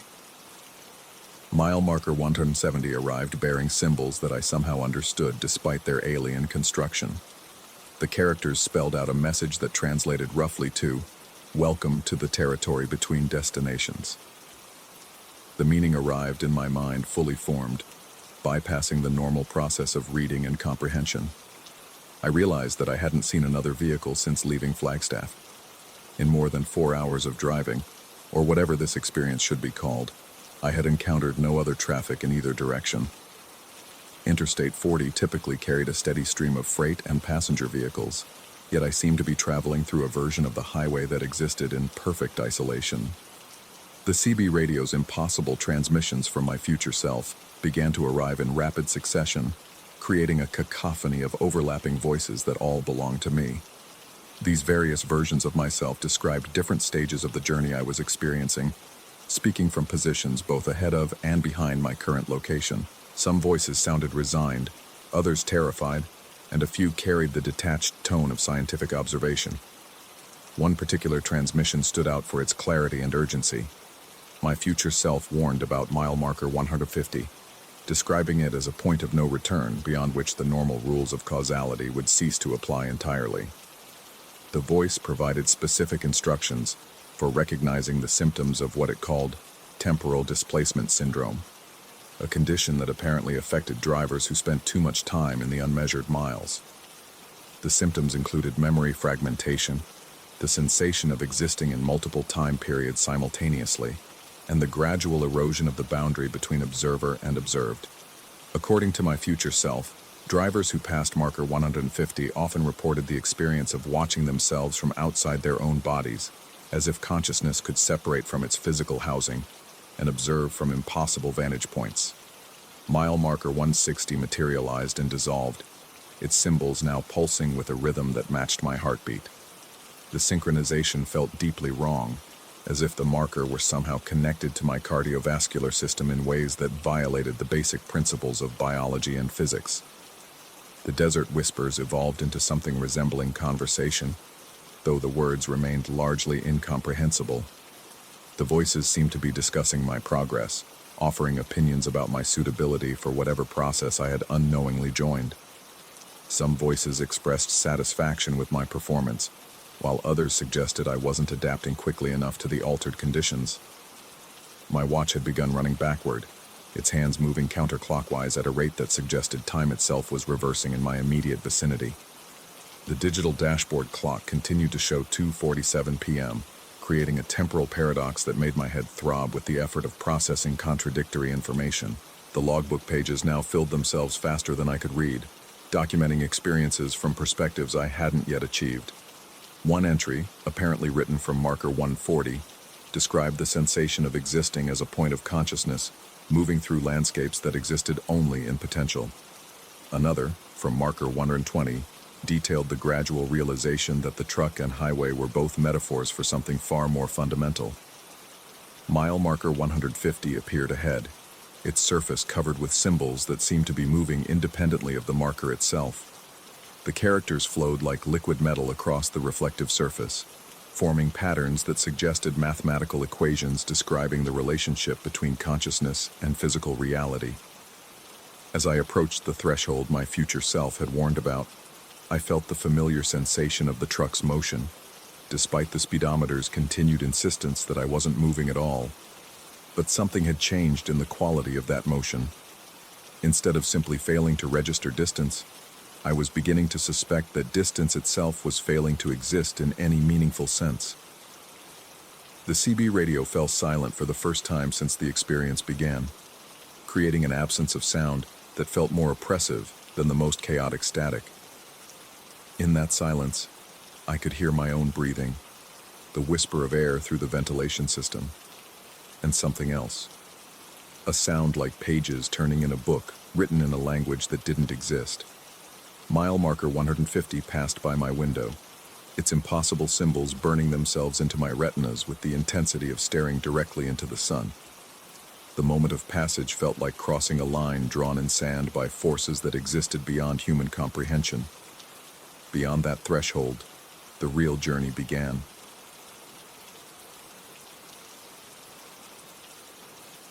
Story 5. The fluorescent lights hummed overhead like angry wasps trapped in glass coffins, casting their sickly pallor across the convention center's endless corridors. I'd been working security at anime conventions for 3 years, but something felt different about this one from the moment I clocked in. The air itself seemed heavier, pressing against my chest with each breath, and the familiar sounds of excited fans seemed muffled, as if filtering through thick glass. My radio crackled with the usual chatter, reports of lost badges, complaints about line cutters, someone in an elaborate mech costume stuck in a doorway. Standard weekend warrior stuff. I adjusted my position near the main entrance to Hall C, watching the steady stream of cosplayers flow past like a river of synthetic wigs and elaborate armor. The convention center's maze-like layout always made me feel like I was trapped in some bureaucratic nightmare. But tonight the sensation was more pronounced. Every turn seemed to lead to another identical hallway. Every door looked the same as the last. That's when I first saw him. He stood apart from the crowd, not because of his costume.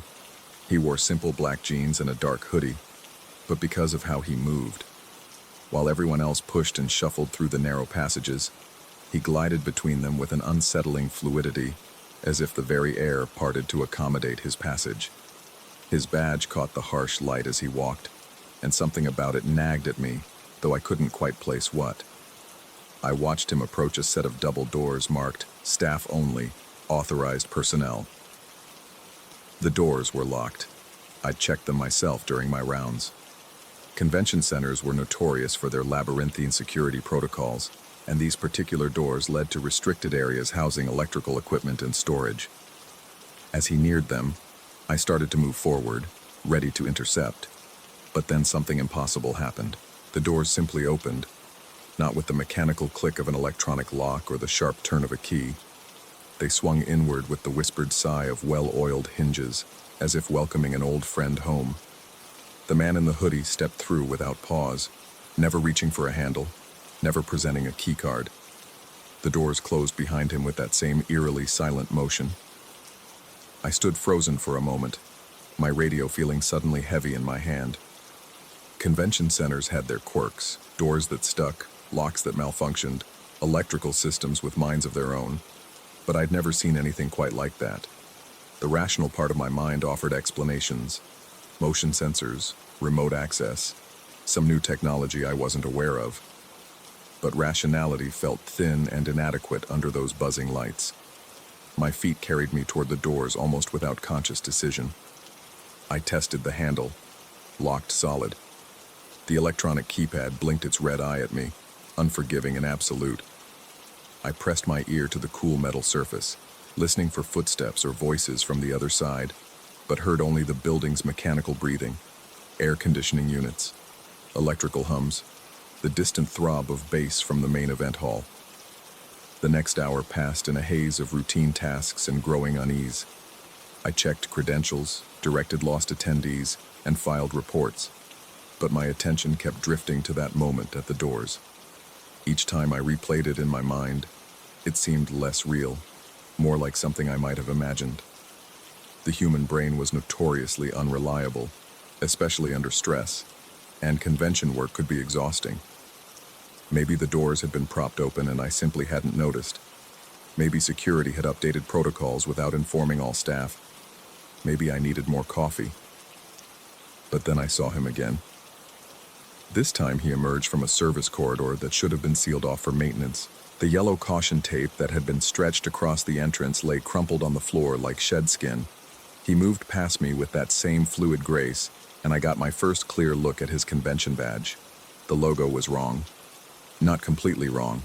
It was still the familiar anime convention branding, the stylized characters and bold typography I'd seen thousands of times. But the colors were slightly off, the fonts subtly different, and the date made my stomach drop. It read exactly 1 year ago. Not this year's event, but last year's. Last year's convention that had been canceled. The memories came flooding back in uncomfortable waves. The sudden announcement 3 days before the scheduled event. The vague explanations about structural concerns and safety protocols. Disappointed fans had taken to social media, demanding explanations that never came. The convention center had remained tight-lipped about the specific issues, citing ongoing investigations and liability concerns. Rumors had circulated, problems with the building's foundation, concerns about electrical systems, even wilder theories about contamination or security threats. But nothing had ever been confirmed. I quickened my pace, following the man in the hoodie as he navigated the corridors with unnerving familiarity. He never hesitated at intersections, never checked signs or maps, moving through the convention center's maze as if he'd walked these paths 1,000 times before. My radio remained silent on my belt. I should have called for backup, should have reported the security breach, but something held me back. The situation felt too surreal for standard protocol, too strange for the neat categories of incident reports. He led me deeper into the convention center's bowels, past areas I rarely patrolled, through service corridors and maintenance passages that smelled of industrial cleaning supplies and decades of accumulated dust. The fluorescent lighting became more sporadic here, leaving pools of shadow between islands of harsh illumination. My footsteps echoed despite my efforts at stealth, the sound seeming to multiply and distort in the narrow spaces. The man stopped at another locked door, this one leading to what I knew was an abandoned section of the building. The convention center had been built in phases over several decades, and this particular wing had been sealed off years ago due to budget constraints and declining usage. As I watched from the shadows, the door opened for him with that same impossible ease, swinging wide to reveal a darkness so complete it seemed solid. He stepped inside, and for a moment I caught a glimpse of what lay beyond the threshold. The space was vast, larger than any room had a right to be in this section of the building. Rows upon rows of empty vendor booths stretched into the distance, their skeletal frameworks creating a geometric forest of metal and shadow. The air that drifted out carried scents that didn't belong, the musty sweetness of old paper, the sharp tang of electronics left too long without power, and underneath it all, something organic and unpleasant that made my sinuses burn. The door began to close, and I found myself moving forward without conscious thought. My hand shot out to catch it before it could seal completely, my fingers wrapping around the cold metal edge. The door stopped its inexorable motion, held open by my grip, and I peered into the abandoned exhibition space beyond. The man in the hoodie stood at the center of the vast room, no longer moving with that fluid grace. He stood perfectly still, his back to me, head tilted at an angle that suggested he was listening to something I couldn't hear. The vendor booths around him were not empty, I realized with a chill that started in my chest and spread outward like spilled ice water. They were occupied. Figures moved between the metal frameworks, their motions too dim and distant to make out clearly. They wore costumes, I thought, elaborate cosplay outfits that caught what little light filtered into the space and threw it back in confused patterns of reflection and shadow. But something about their movements was wrong, too slow and deliberate, like people moving underwater or sleepwalking through a dream they couldn't wake from. The man in the hoodie turned around. His face was familiar in the way that faces sometimes were in crowds. Not someone I knew personally, but someone I'd seen before, probably at previous conventions. But his expression was empty, his eyes reflecting the distant light with an intensity that seemed almost predatory.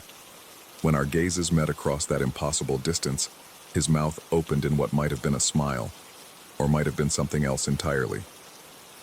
That's when I heard it. The sound that would follow me home that night and wake me from fitful sleep for weeks to come. It was applause, slow and rhythmic, dozens or perhaps hundreds of hands clapping in perfect unison. The sound echoed through the abandoned space, building and multiplying until it became a thunderous roar that seemed to come from everywhere at once. I jerked backward, my hand slipping from the door's edge. It slammed shut with a sound like a gunshot, the echo bouncing off the corridor walls in diminishing waves. I stood there in the fluorescent glare, my heart hammering against my ribs, trying to process what I'd just seen. The rational explanations felt pathetically inadequate now. Motion sensors and remote access couldn't account for what I'd witnessed in that abandoned space. My radio crackled to life, making me jump. A voice I didn't recognize requested a security sweep of the North Wing. I responded automatically, my training taking over even as my mind reeled. Professional routine became a lifeline, something solid to anchor myself to while reality seemed to shift around me like quicksand. The rest of my shift passed in a blur of hypervigilance and creeping paranoia. Every shadow seemed to hide watching eyes. Every sound carried implications of hidden movement. I found myself checking and rechecking doors that should have been locked, testing handles with increasing frequency, as if the very building had become untrustworthy. The convention-goers continued their celebration around me, oblivious to whatever was happening in the abandoned sections of the center, their laughter and excitement feeling increasingly distant and hollow. I began to notice other irregularities. Attendees wearing badges that looked wrong when glimpsed from the corner of my eye, though they appeared normal when examined directly. Security cameras that showed empty corridors while I could clearly see people walking through them. Elevators that stopped at floors that didn't exist on the building's directory.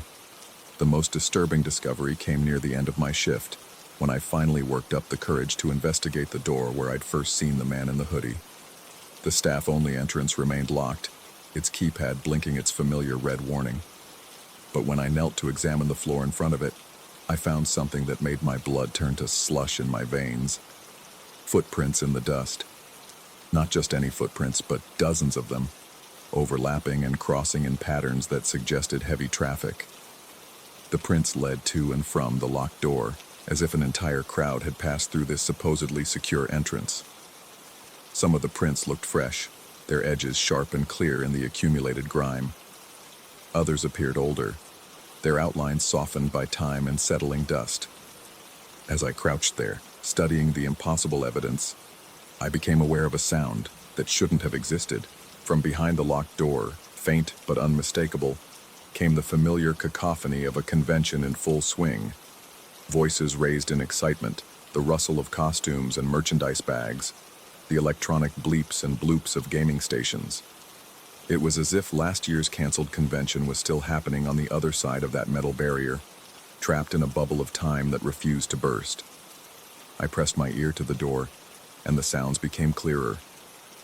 Conversations about anime series I recognized, discussions of costume construction techniques, the hawking of vendors selling artwork and collectibles. It was exactly what I would have expected to hear if the convention had proceeded as planned, if the mysterious structural concerns had never materialized, if thousands of fans had gathered as intended to celebrate their shared passions. But underneath the familiar sounds, I detected something else. The voices carried a quality that made my skin crawl, a hollowness that suggested they might be echoing from some vast and empty space.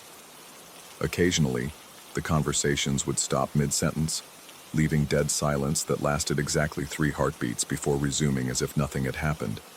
The electronic sounds repeated in loops too perfect to be natural, and the vendor calls followed patterns too precise to be human improvisation. I straightened up, my knees protesting after the extended crouch, and looked around the empty corridor. The convention continued its normal rhythm nearby, but I felt utterly isolated, as if I'd somehow stepped outside the normal flow of reality, and was observing events from some parallel dimension. The fluorescent lights seemed dimmer now, their incessant humming taking on an almost musical quality that reminded me uncomfortably of the rhythmic applause I'd heard in the abandoned exhibition space. My shift ended at midnight, but I found myself reluctant to leave. The building felt different now, charged with possibilities I didn't want to contemplate. Walking through the parking lot toward my car, I kept glancing back at the convention center's imposing facade, half expecting to see lights in windows that should have been dark, or figures moving behind glass that should have reflected only empty spaces. The drive home passed in a haze of streetlights and late-night radio, but even as I tried to focus on mundane concerns, tomorrow's schedule, bills that needed paying, routine maintenance my car required, my mind kept circling back to that man in the hoodie and his impossible badge. The rational explanations I'd constructed throughout the evening crumbled under scrutiny. There was no technological solution for what I'd witnessed, no logical framework that could contain the experience. As I lay in bed that night, staring at the ceiling and listening to the familiar sounds of my apartment building settling into nighttime quiet, I found myself wondering about the canceled convention. What exactly had been the structural concerns that led to its last-minute cancellation? Had the problems been with the building itself, or with something else entirely? The official explanations had been deliberately vague, the kind of bureaucratic non-statements that revealed nothing while seeming to provide information. I thought about the abandoned exhibition space and its impossible occupants, about doors that opened without keys and conventions that continued despite being officially canceled. Sleep eluded me as my mind turned these impossibilities over and over, looking for cracks in the facade of normalcy that might explain what I'd experienced. The next morning brought no relief. Coffee tasted wrong, the news on television seemed to be reporting events from some alternate timeline, and even my reflection in the bathroom mirror looked somehow unfamiliar, as if I was seeing myself through someone else's eyes. The convention would continue for 2 more days, and I was scheduled to work both remaining shifts. Part of me wanted to call in sick, to avoid whatever was happening in those fluorescent-lit corridors, but a larger part, the part that had always been drawn to mystery and investigation, knew I had to return. I had to understand what I'd witnessed, even if understanding came at a cost I couldn't yet calculate. The badge from last year's canceled convention haunted my thoughts as I prepared for another shift. Somewhere in that maze of corridors and locked doors, events were unfolding that challenged everything I thought I knew about reality. And whether those events were supernatural, psychological, or something else entirely, I was now part of them. The fluorescent lights would be waiting for me, humming their mechanical lullabies while shadows moved in spaces that should have been empty.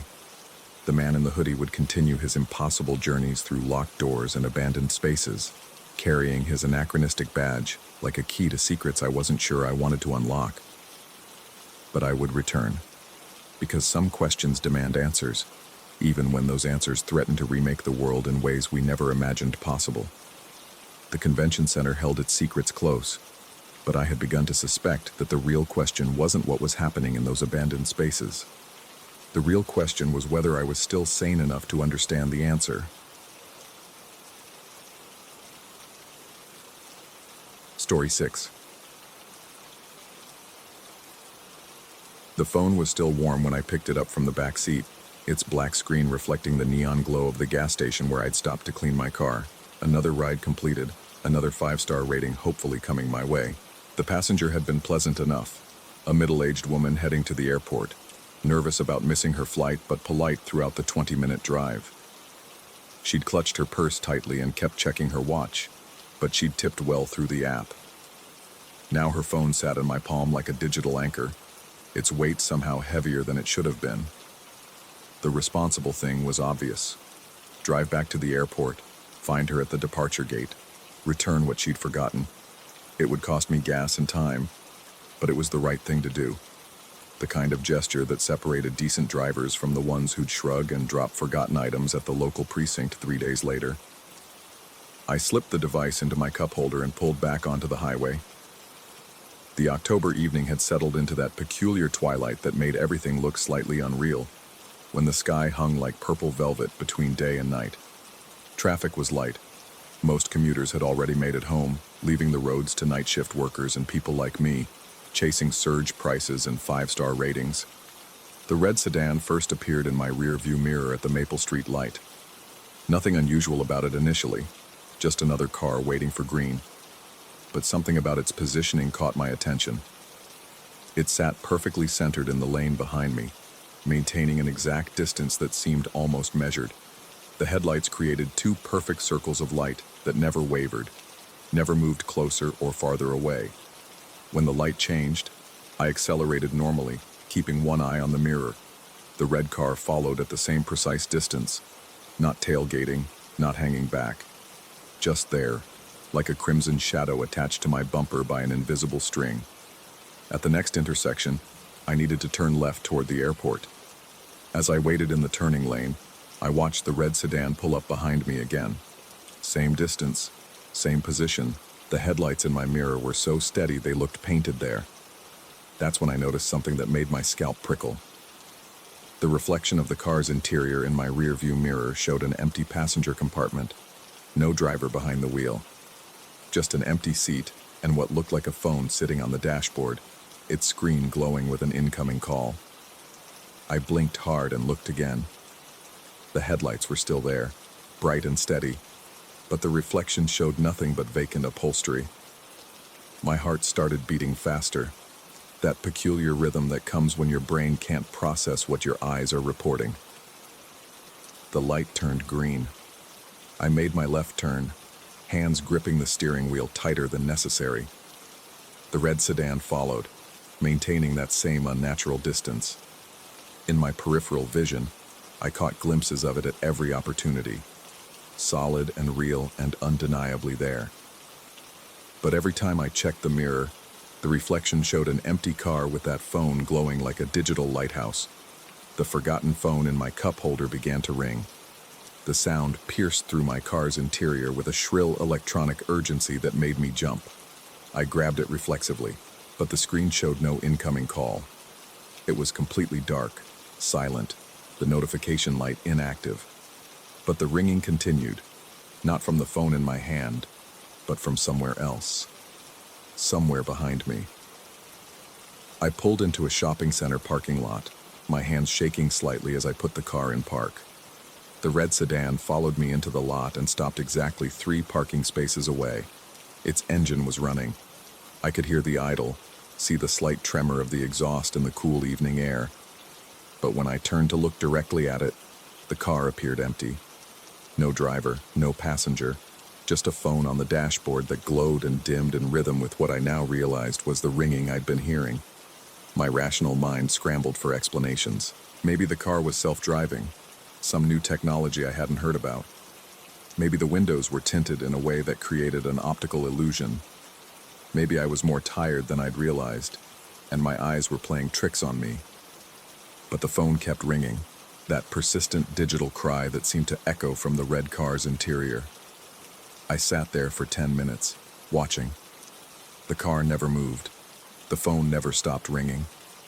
The reflection in my mirrors continued to show an empty driver's seat while my direct gaze revealed nothing but darkness through the windshield. Finally, I put my car in reverse and backed out of the parking space.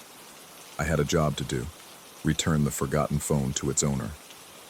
The red sedan's headlights flared back to life as soon as I began moving, and it pulled out of its space with mechanical precision. The drive to the airport became an exercise in controlled terror. At every red light, the sedan appeared behind me. At every turn, it followed. The phone continued its endless ringing, though the device in my cup holder remained completely silent. I tried turning up my radio to drown out the sound, but the electronic crying seemed to come from inside my skull now, reverberating through my bones. By the time I reached the airport access road, my shirt was soaked with sweat despite the evening chill. The sedan had followed me through 23 traffic lights. I'd counted each one, watching in my mirror as it appeared and reappeared like some kind of automotive ghost. Each time, the reflection showed that empty interior with its glowing phone. Each time, the ringing grew slightly louder. I parked in the short-term lot and sat for a moment, trying to steady my breathing. The red sedan had vanished somewhere between the toll booth and the parking garage, simply disappearing without any indication of where it had gone. The ringing had stopped too, leaving behind a silence that felt somehow more ominous than the sound had been. The airport's fluorescent lighting felt harsh and artificial after the intimate darkness of my car. I walked through the automatic doors carrying the forgotten phone, its weight still inexplicably heavy in my hand. The departures board showed flights to dozens of cities, but I realized I didn't even know where my passenger had been traveling. She'd just said the airport when she'd climbed into my back seat. I approached the lost and found counter, explained the situation to a bored-looking attendant who barely looked up from her computer screen. She took the phone with practiced indifference, asked me to fill out a form describing when and where I'd found it. Standard procedure, she explained. The owner would be contacted if they called the airport. Walking back to my car, I felt lighter somehow. I'd done the right thing, completed the good deed that had started this strange evening. The phone was no longer my responsibility.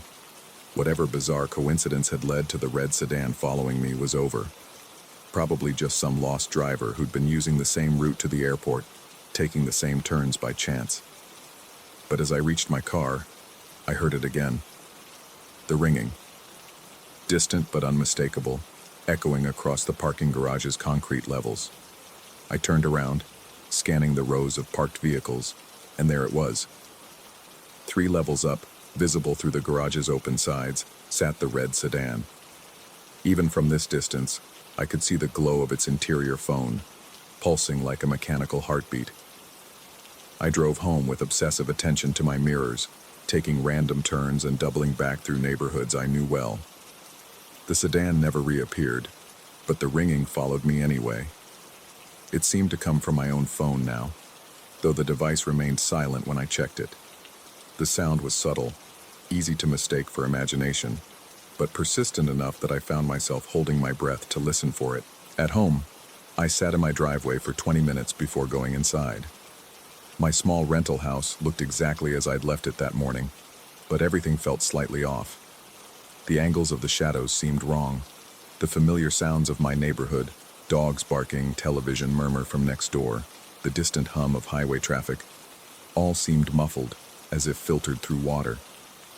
I made dinner, but couldn't eat more than a few bites. Every time I looked out my kitchen window, I half expected to see those steady headlights waiting in the street. The ringing had stopped, but its absence felt more unsettling than its presence had been, like waiting for the other shoe to drop. That night, I dreamed of empty cars driving themselves through endless intersections, their phones ringing in perfect synchronization, while their mirrors reflected nothing but void.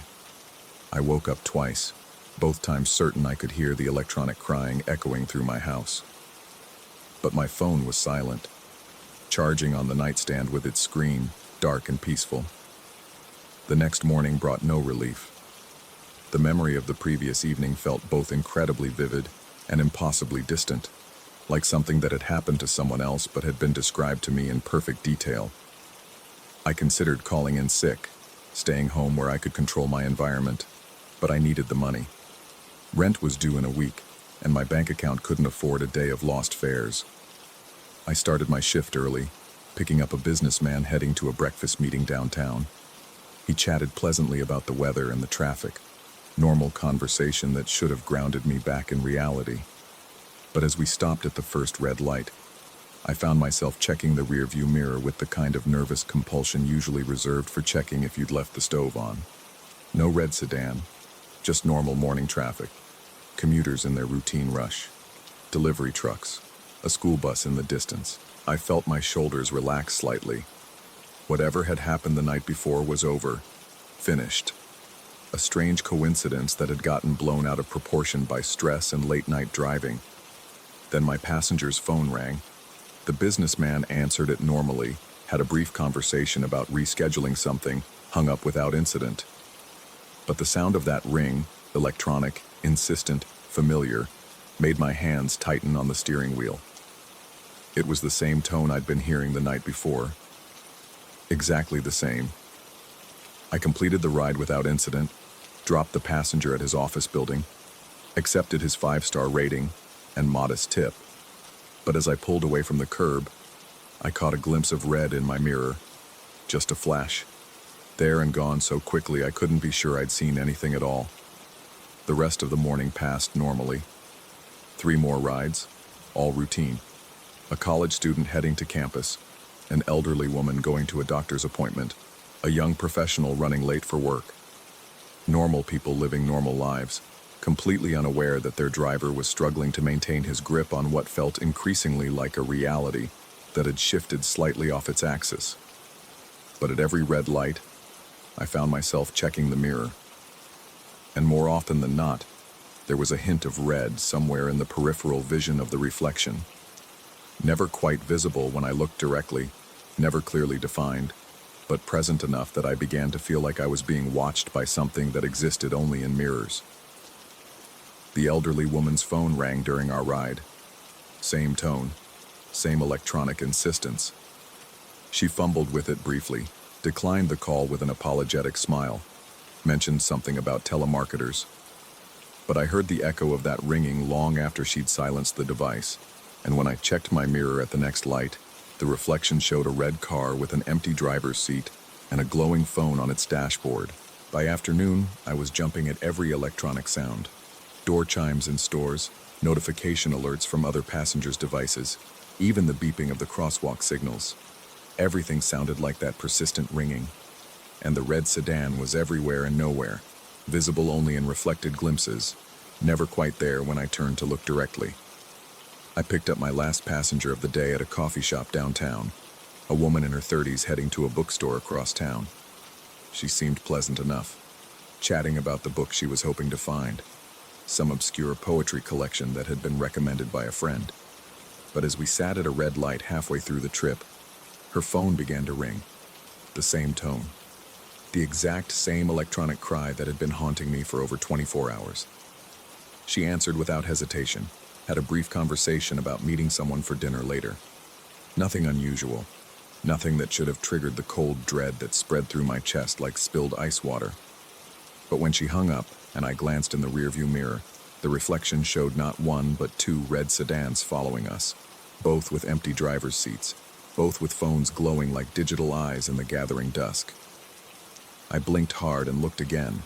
The mirror showed normal traffic, a blue SUV, a white pickup truck, a motorcycle weaving between lanes. No red sedans anywhere. "Are you all right?" my passenger asked, and I realized I'd been gripping the steering wheel so tightly that my knuckles had gone white. I forced myself to relax, managed what I hoped was a reassuring smile. Told her I was fine, just tired from a long day. She seemed to accept this explanation, went back to looking out her window at the city passing by. But every time her phone buzzed with a text message, every time we stopped at a red light, every time I checked my mirrors, the sensation grew stronger. The feeling that I was being followed by something that existed in the spaces between reality and reflection. something that communicated through ringing phones and manifested as empty cars driven by absence itself. I dropped the woman at the bookstore and sat in my car afterward, trying to make sense of what was happening to me. The rational explanations were obvious: stress, fatigue, too many long days and late nights driving strangers through a city that never quite felt like home. I'd been working 6 days a week for 3 months, picking up every ride I could to cover rent and bills and the constant small expenses that seemed to multiply like bacteria in a petri dish. Maybe I needed a break.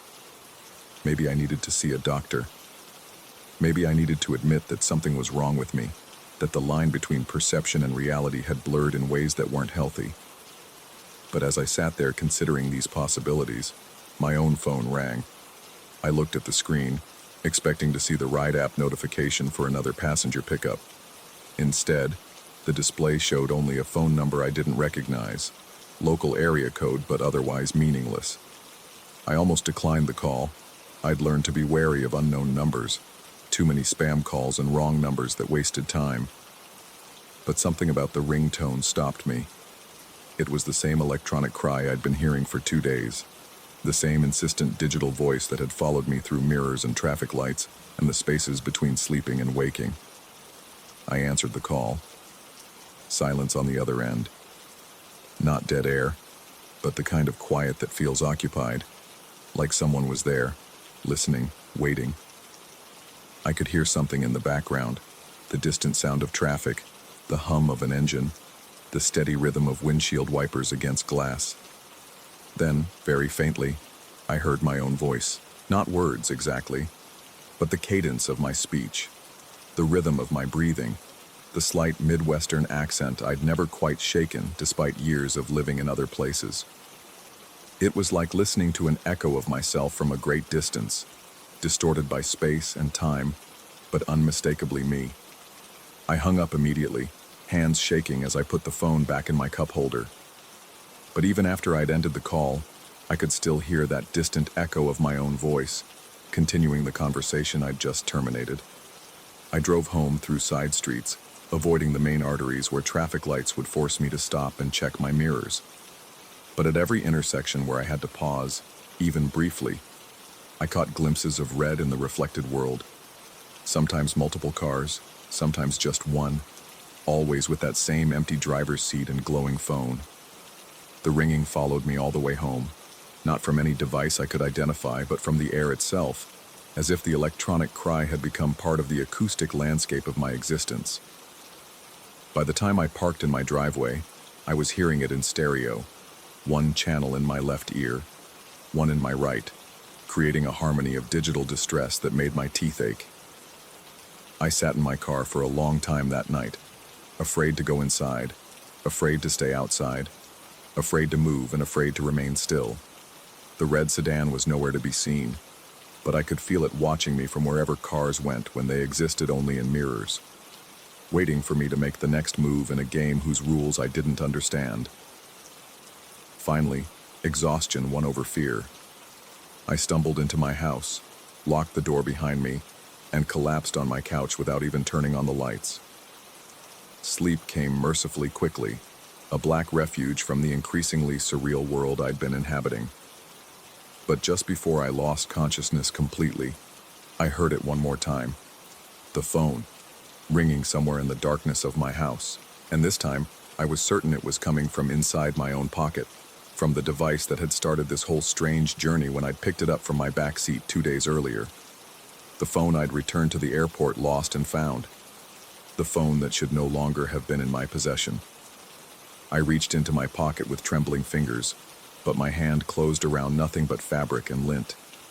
The ringing continued anyway, electronic and persistent and impossible, echoing through my house like the heartbeat of something that lived in the spaces between what is and what might be.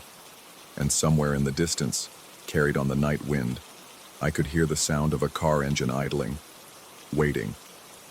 Patient as only the dead can be patient. When I finally opened my eyes to check, the digital clock beside my couch read 3:33 a.m., and every mirror in my house was reflecting the headlights of a red sedan that wasn't there.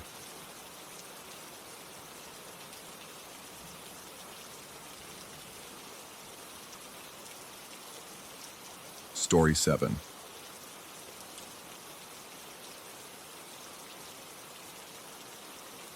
The concrete steps descended into absolute darkness, each footfall echoing with the hollow promise of forgotten history.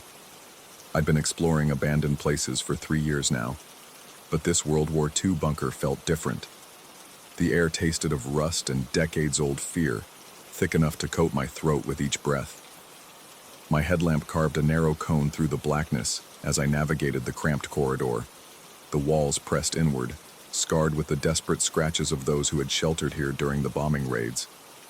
Water dripped somewhere in the distance, a metronome marking time that had lost all meaning in this buried tomb. I'd found the entrance purely by accident, hidden beneath a tangle of brambles and 70 years of neglect. The local historical society had no record of this particular shelter, which made it exactly the kind of discovery that sent my pulse racing. Unknown meant untouched. Untouched meant content for my YouTube channel that could finally break through the algorithm's indifference. The corridor opened into what must have been the main chamber. My light swept across rows of makeshift sleeping areas, nothing more than concrete platforms raised slightly off the damp floor. Personal belongings still littered the space, a child's doll with one glass eye missing, its remaining stare catching my light with unsettling intensity. A leather shoe, cracked and curled with age, scattered pages from a prayer book, the words faded to ghostly impressions. But it was the smell that stopped me cold. Something acrid hung in the air, cutting through the expected mustiness. It reminded me of charcoal left too long on a grill, but underneath that familiar scent lurked something else. Something organic and wrong that made my stomach clench with primitive warning. I followed my nose deeper into the chamber, past the sleeping areas toward what appeared to be a small alcove. The beam of my headlamp found it before my mind could process what I was seeing. A crude spit, fashioned from salvaged metal and suspended over a circle of blackened stones. The makeshift rotisserie still held remnants of whatever had been cooked there, though time had reduced it to unidentifiable char. The historical significance hit me immediately. This wasn't just a shelter. It was evidence of how desperate the situation had become during the war. People had been cooking down here, probably small animals they'd managed to catch above ground. It was a remarkable find, the kind of authentic detail that would make my documentary truly compelling. I set down my equipment bag and pulled out my camera, a professional-grade unit that had cost me 6 months of savings. The external microphone attachment had been an even bigger investment, but the audio quality it captured was worth every penny. Good sound was half of what made exploration videos work. The creak of old wood, the echo of footsteps in empty spaces, the whisper of wind through broken windows. These details transported viewers in ways that visuals alone never could. I positioned myself to get the best angle of the improvised cooking setup, making sure the lighting would highlight the ingenious desperation of its construction. The record button clicked with its familiar electronic chirp, and I began my narration. What we have here is absolutely incredible. I'm standing in what appears to be the main living area of an undocumented World War II air raid shelter, and you can see behind me evidence that people weren't just hiding here. They were living here, possibly for extended periods. I gestured toward the spit, trying to keep my voice steady and professional, despite the growing unease that seemed to press against my chest like a physical weight. This improvised rotisserie tells a story of survival, of people making do with whatever materials they could find to feed themselves during what must have been terrifying circumstances. I moved closer to the device, adjusting my angle to capture its details. You can see how they've used what appears to be a length of rebar, probably salvaged from damaged buildings above, and positioned it over these stones that show clear evidence of repeated use for cooking fires. The words felt hollow as they left my mouth. Something about this place was making my professional enthusiasm feel forced, artificial. The darkness beyond my light seemed to pulse with a presence that my rational mind insisted couldn't be there. Yet my body responded to it with increasing tension in my shoulders and a persistent itch between my shoulder blades. I forced myself to continue recording, moving around the spit to get multiple angles. The sophistication of this setup suggests they were here for more than just single-night air raids. This was a semi-permanent living situation, which raises questions about the official records. Why isn't this shelter documented? How many people lived here? And for how long? As I spoke, I became aware of a sound underlying my voice. Something subtle that my ears couldn't quite isolate, but that registered as wrong. I paused my narration, listening intently. The dripping continued from somewhere deeper in the bunker, but there was something else. A rhythmic scraping, so faint I might have been imagining it.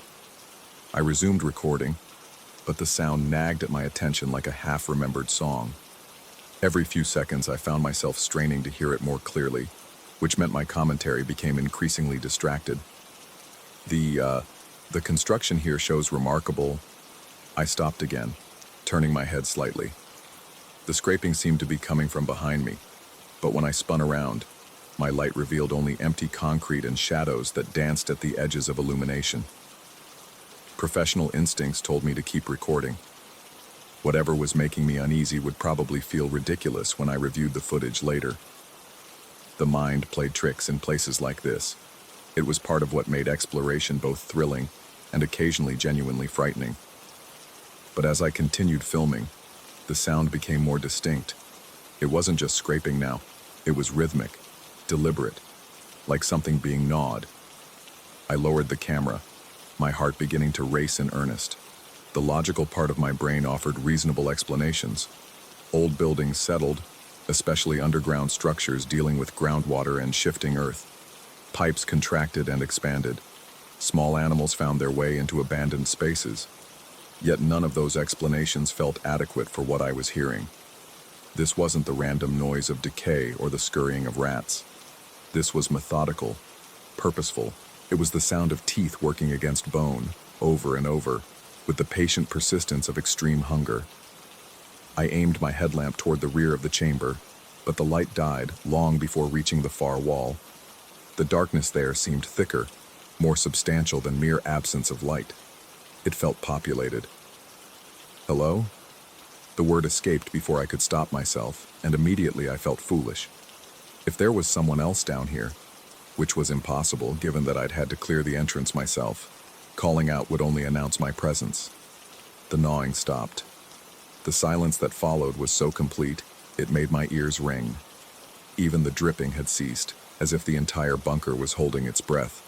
I stood frozen, camera still recording, listening to my own heartbeat amplified by the concrete walls. Then, slowly, the sound resumed. But now it seemed closer, and I was certain it was coming from directly behind me. I spun around, sweeping my light across the space I'd just been filming. The spit sat exactly as before, its blackened burden unchanged. The sleeping platforms remained empty. Nothing moved in the pool of light, yet the sound continued with maddening clarity. My hands shook as I raised the camera, checking the audio levels on the display.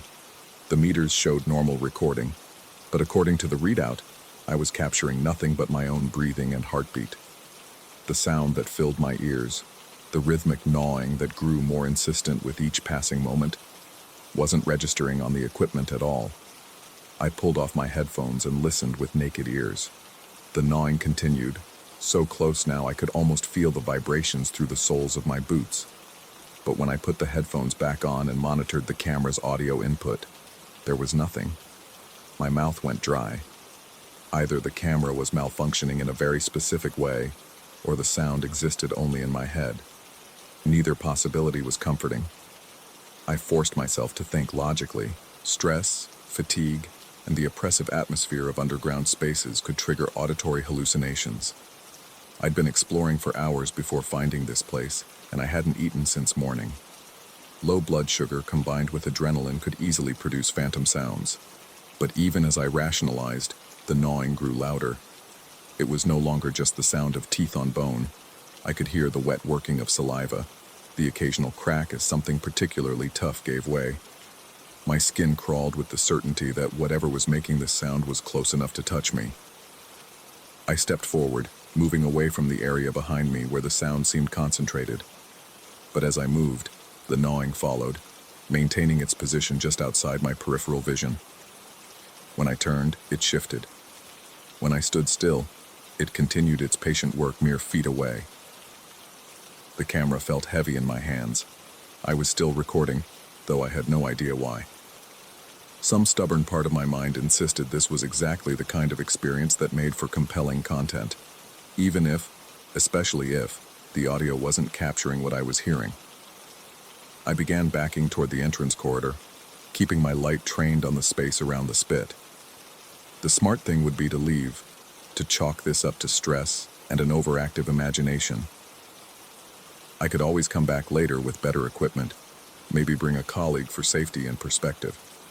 But with each step backward, the gnawing grew more agitated.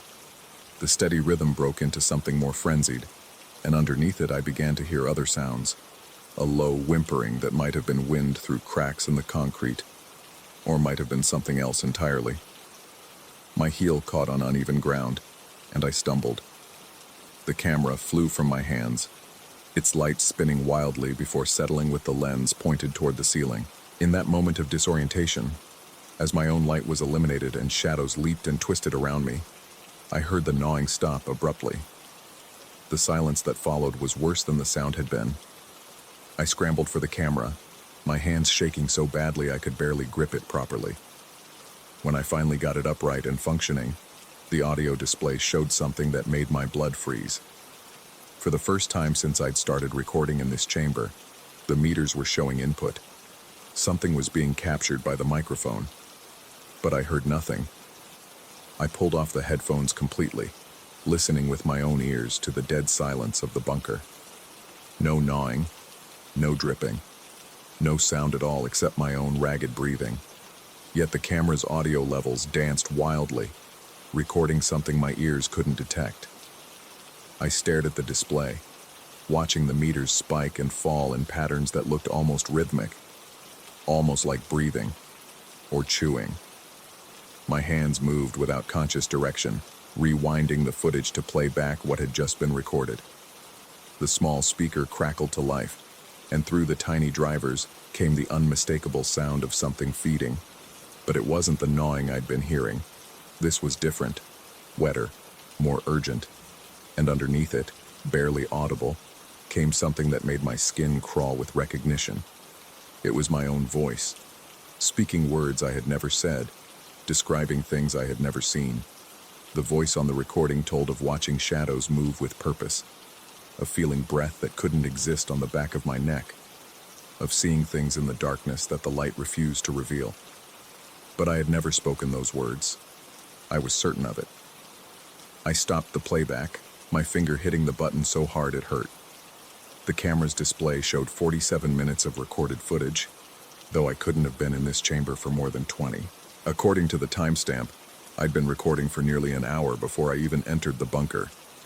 The logical explanations were crumbling. Equipment didn't malfunction in such specific, coherent ways. My own voice couldn't be on recordings I'd never made, describing experiences I'd never had, unless I was losing my mind. The thought should have been terrifying, but it came with an odd sense of relief. Insanity was at least explicable. It was a diagnosis, a condition with treatments and prognoses. It was preferable to the alternative, that something in this bunker was real, was present, and was hungry. I backed toward the corridor, camera clutched against my chest like a shield. With each step, I expected to hear the gnawing resume, but the silence held. Even my footsteps seemed muffled, as if the darkness was absorbing sound before it could properly form. The entrance corridor felt like salvation when I finally reached it. The narrow walls that had seemed oppressive on the way down now felt protective, channels that would guide me back to sanity and sunlight. I moved as quickly as I dared, my light bouncing ahead of me, illuminating the path to freedom. But as I climbed, a new dread settled in my chest. What if the sounds followed me? What if whatever was happening in my mind or in that place didn't stop at the bunker's threshold?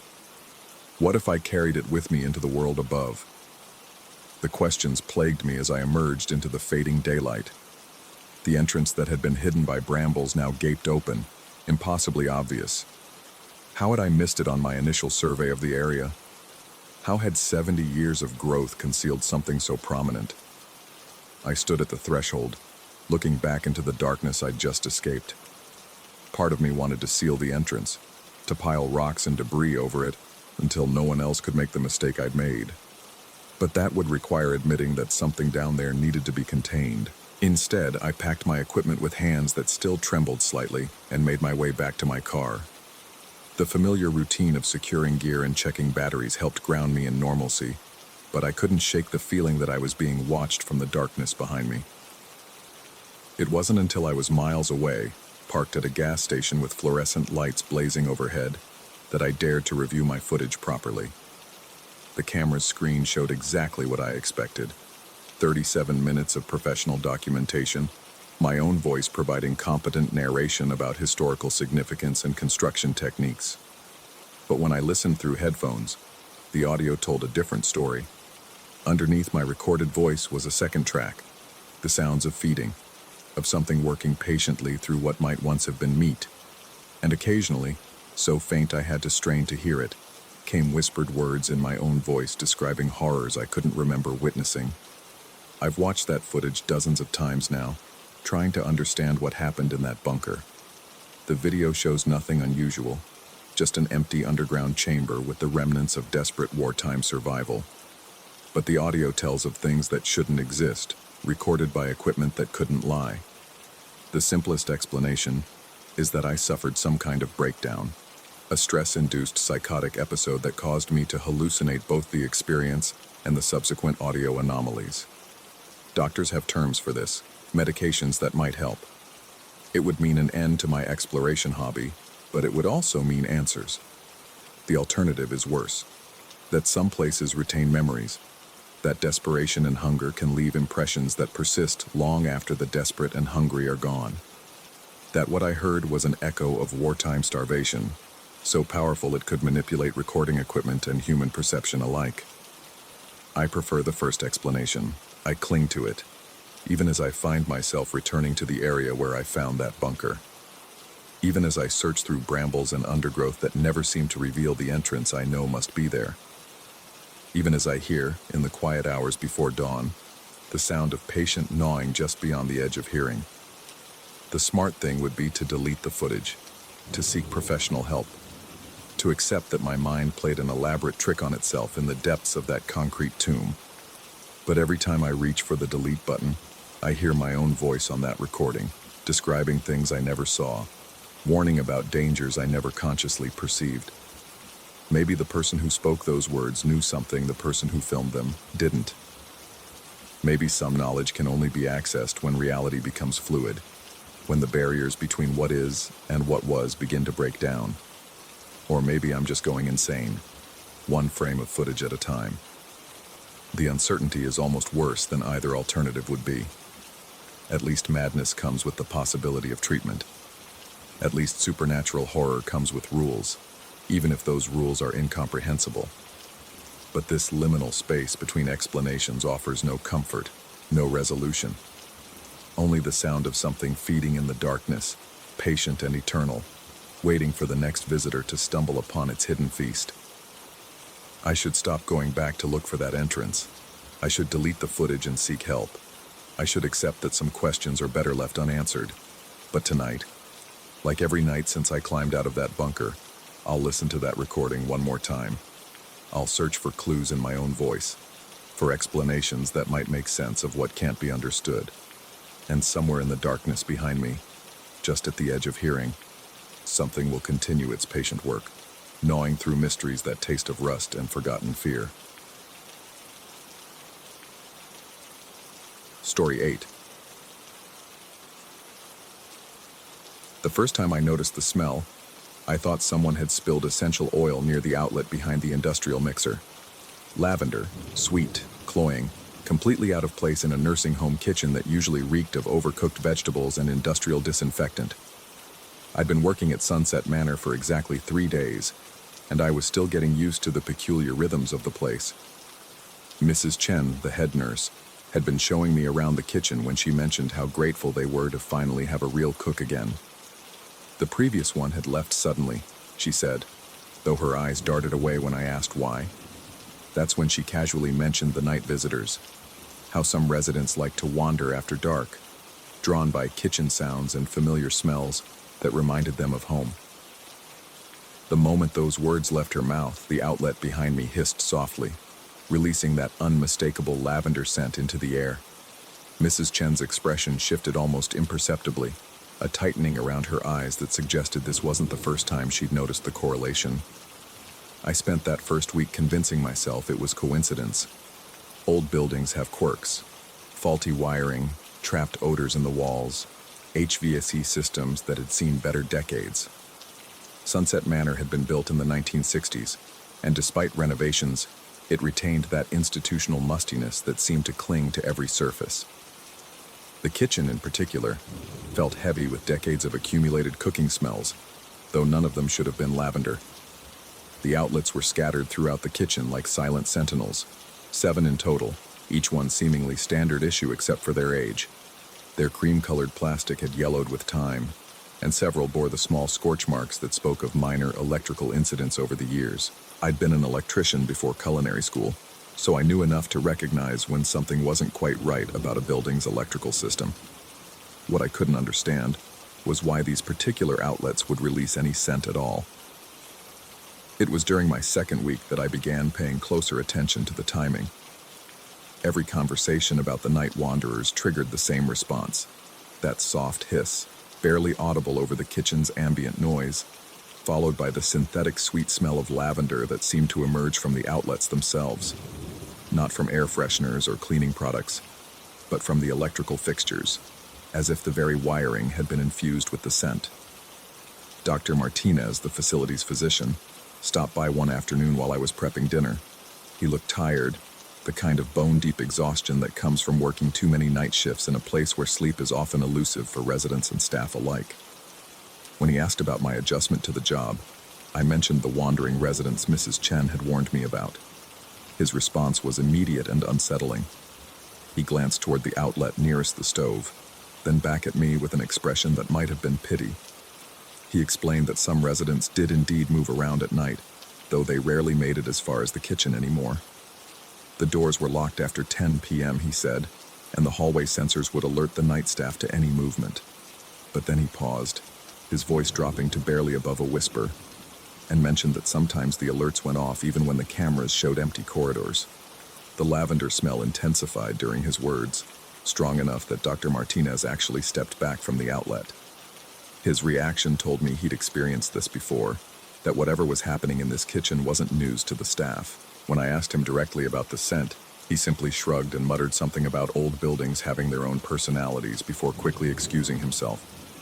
That night, after my shift ended, I stayed behind to examine the electrical system more closely. The kitchen was eerily quiet without the usual bustle of meal preparation, and the fluorescent lights cast harsh shadows that seemed to shift when I wasn't looking directly at them. Armed with a voltage tester and a small flashlight, I began checking each outlet systematically. The first 6 were perfectly normal, standard 110-volt household current, properly grounded, no unusual readings. But the 7th outlet, the one behind the mixer where I'd first noticed the smell, registered something different. The voltage fluctuated in a pattern that made no electrical sense, dipping and spiking in rhythm with something I couldn't identify. More disturbing was the way the plastic housing felt warm to the touch, not from electrical resistance but from something else entirely. I unscrewed the outlet cover, expecting to find faulty wiring or perhaps evidence of a small electrical fire. Instead, I discovered something that made my hands shake as I held the flashlight steady. The wires were arranged in a configuration I'd never seen before. Additional connections that led not to the building's main electrical system, but to a series of thin tubes that disappeared into the wall cavity.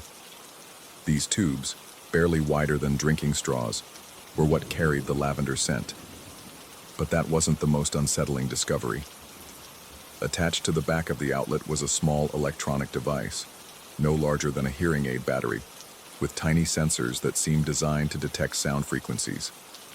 As I examined it more closely, I realized this was a sophisticated listening device, capable of parsing specific words and phrases from ambient conversation. The implications hit me like ice water in my veins. Someone, or something, was monitoring conversations in this kitchen, specifically listening for mentions of the night visitors. And when those keywords were detected, The system triggered the release of lavender scent through the modified outlets. But why? What purpose could such an elaborate setup serve? I checked the other outlets with renewed urgency, my hands growing steadier as my electrician's training took over. 5 more contained identical modifications. The same sensor devices, the same scent delivery tubes, the same impossible wiring configurations. Only one outlet remained completely standard, the one by the rear emergency exit that rarely saw use. The pattern suggested a deliberate installation, someone with considerable technical knowledge who had access to the kitchen's electrical system. This wasn't the work of a confused resident or overworked staff member. This was professional-grade surveillance and response equipment, hidden in plain sight within the most mundane of fixtures. As I worked, I became aware of a subtle sound emanating from within the walls, a soft humming that seemed to follow the path of those mysterious tubes. Following the sound led me to a section of wall near the walk-in freezer, where the humming was strongest. The wallboard here looked newer than the rest, suggesting recent renovation work that hadn't been mentioned in any of the building documentation I'd reviewed. The maintenance closet key hung on a ring with the other kitchen keys I'd been given. Inside, behind cleaning supplies and spare equipment, I found the source of the humming. A small electronic control unit, about the size of a laptop computer, was mounted to the wall and connected to what appeared to be a complex network of tubes and wires that spread throughout the kitchen like a circulatory system. The device's LED display showed a continuous readout of ambient sound levels, broken down by frequency ranges that suggested it was specifically calibrated to human speech patterns. Below that, a series of indicator lights labeled with different scent types. Lavender was just one of many options. The system was far more sophisticated than I'd imagined, capable of detecting not just specific keywords but emotional tones, stress levels, even the number of people speaking simultaneously. A log screen showed the system's recent activity. Hundreds of entries over the past months, each one time-stamped and tagged with the detected trigger phrase. Night visitors appeared dozens of times, but so did other phrases: electrical problems, strange sounds, previous cook, and most chillingly, investigation. According to the log, the system had been monitoring and responding to conversations for over 8 months. That meant the previous cook had been working here when the installation was completed. Had they discovered what I was now discovering? Was that why they'd left so suddenly? The control unit had a small speaker built into it, and as I examined the device more closely, I realized it was currently active. A soft crackling sound emerged from the speaker, followed by muffled voices that seemed to be coming from somewhere else in the building. The system wasn't just monitoring the kitchen, it was connected to a network that covered other areas of Sunset Manor as well. Among the voices, I recognized Mrs. Chen's distinctive accent. She was speaking quietly to someone, though I couldn't make out all the words. What I could hear made my blood run cold. She was discussing my behavior over the past few days, noting how I'd been asking questions about the electrical system and showing too much interest in the atmospheric anomalies in the kitchen. The other voice belonged to Dr. Martinez. His response suggested this conversation was happening in real time, somewhere in the building. He mentioned that the previous cook had exhibited similar curiosity patterns before becoming problematic.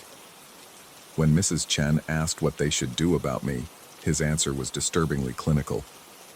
They needed to determine whether I was simply curious or if I posed a genuine threat to what he called the project. The lavender scent suddenly intensified throughout the kitchen, though I was nowhere near any of the outlets.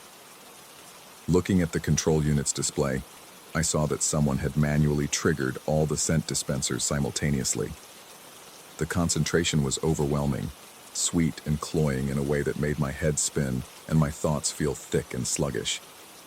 That's when I noticed the additional readout on the device's screen, a chemical analysis display that monitored air composition in real time. The lavender scent wasn't just for marking conversations about night visitors. It contained additional compounds, synthetic pheromones, and mild psychoactive substances that could influence mood and cognitive function. I was breathing in a carefully calibrated mixture designed to induce compliance and reduce curiosity. The voices from the speaker grew clearer as my enhanced hearing, a side effect of the chemical exposure, allowed me to pick up more of the conversation. Mrs. Chen and Dr. Martinez were discussing the night visitors in detail, but not as confused elderly residents wandering the halls. They were talking about the visitors as if they were expected guests, entities that required specific environmental conditions to manifest properly. The electrical modifications throughout the kitchen weren't just for monitoring and scent delivery. They were creating an electromagnetic field pattern that somehow facilitated contact with these visitors. The previous cook hadn't quit. He'd been selected to join them in their nocturnal activities, though the nature of that participation remained ominously vague. Dr. Martinez's voice carried a note of excitement as he described the progress they'd made in recent months. The visitors were becoming more responsive, more willing to share their knowledge of what he called alternative nutritional requirements. The elderly residents weren't just being fed regular meals. They were being prepared for something else entirely, their diets modified according to instructions from entities that existed somewhere between the electrical current and the lavender-scented air. As the chemical fog in my brain intensified, I began to understand the true purpose of my employment. I hadn't been hired as a cook, but as a potential intermediary, someone with both culinary skills and electrical knowledge who could serve as a bridge between the facility's human occupants and their otherworldly guests. The gradual exposure to the psychoactive compounds would eventually make me compliant enough to accept my role in feeding not just the residents, but whatever visited them during the long, dark hours when normal people slept. The control unit's display showed my current location within the building, tracked by sensors I hadn't even noticed. My biometric data appeared on screen: heart rate, stress levels, chemical absorption rates, all being monitored and recorded for analysis. I was as much a subject of this experiment as any of the residents, my reactions cataloged and studied to determine my suitability for the project. The voices from the speaker faded as someone moved out of range, but not before I heard Dr. Martinez mention that tonight would be my first real test. The visitors were particularly active during new moon phases, and they were eager to evaluate the newest candidate for kitchen duties.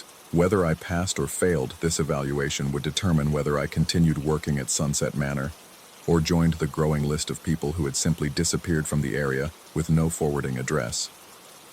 The lavender scent began to dissipate, though its effects lingered in my bloodstream like a chemical tide that had already begun to turn. I carefully reassembled the outlet I'd been examining, my movements precise despite the cognitive fog that made everything feel dreamlike and distant. The control unit hummed quietly as I closed the maintenance closet, its sensors already detecting my elevated stress levels and preparing appropriate countermeasures. Walking home through the darkened streets, I felt the weight of invisible eyes tracking my movement. Street lamps flickered in patterns that seemed almost communicative, and the electrical hum from power lines carried undertones that resonated with something deep in my chemically altered consciousness. The boundary between observer and observed had blurred beyond recognition, leaving me uncertain whether I was investigating the mystery of Sunset Manor or becoming an integral part of it. Tomorrow I would return to work, to the kitchen with its modified outlets and hidden sensors, to the control room disguised as a maintenance closet, to the residents who ate meals prepared according to recipes I was only beginning to understand.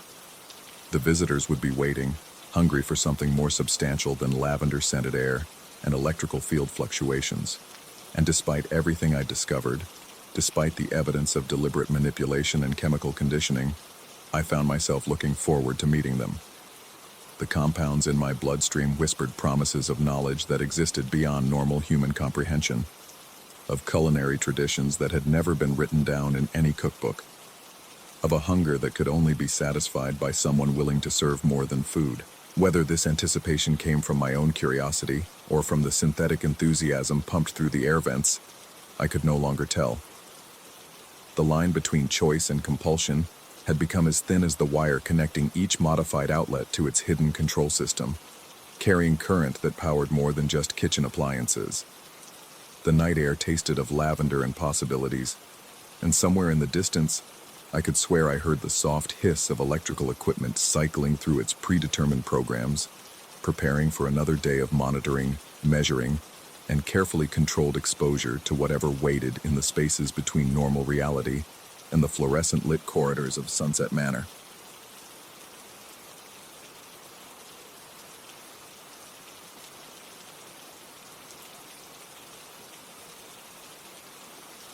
Story 9.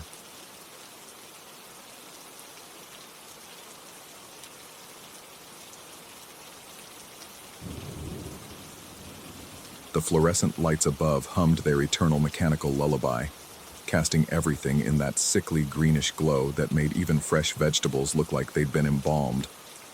3:15 a.m. according to the clock that seemed to move backwards some nights, and I was alone in the subway again, wiping down counters that would be dirty again in an hour.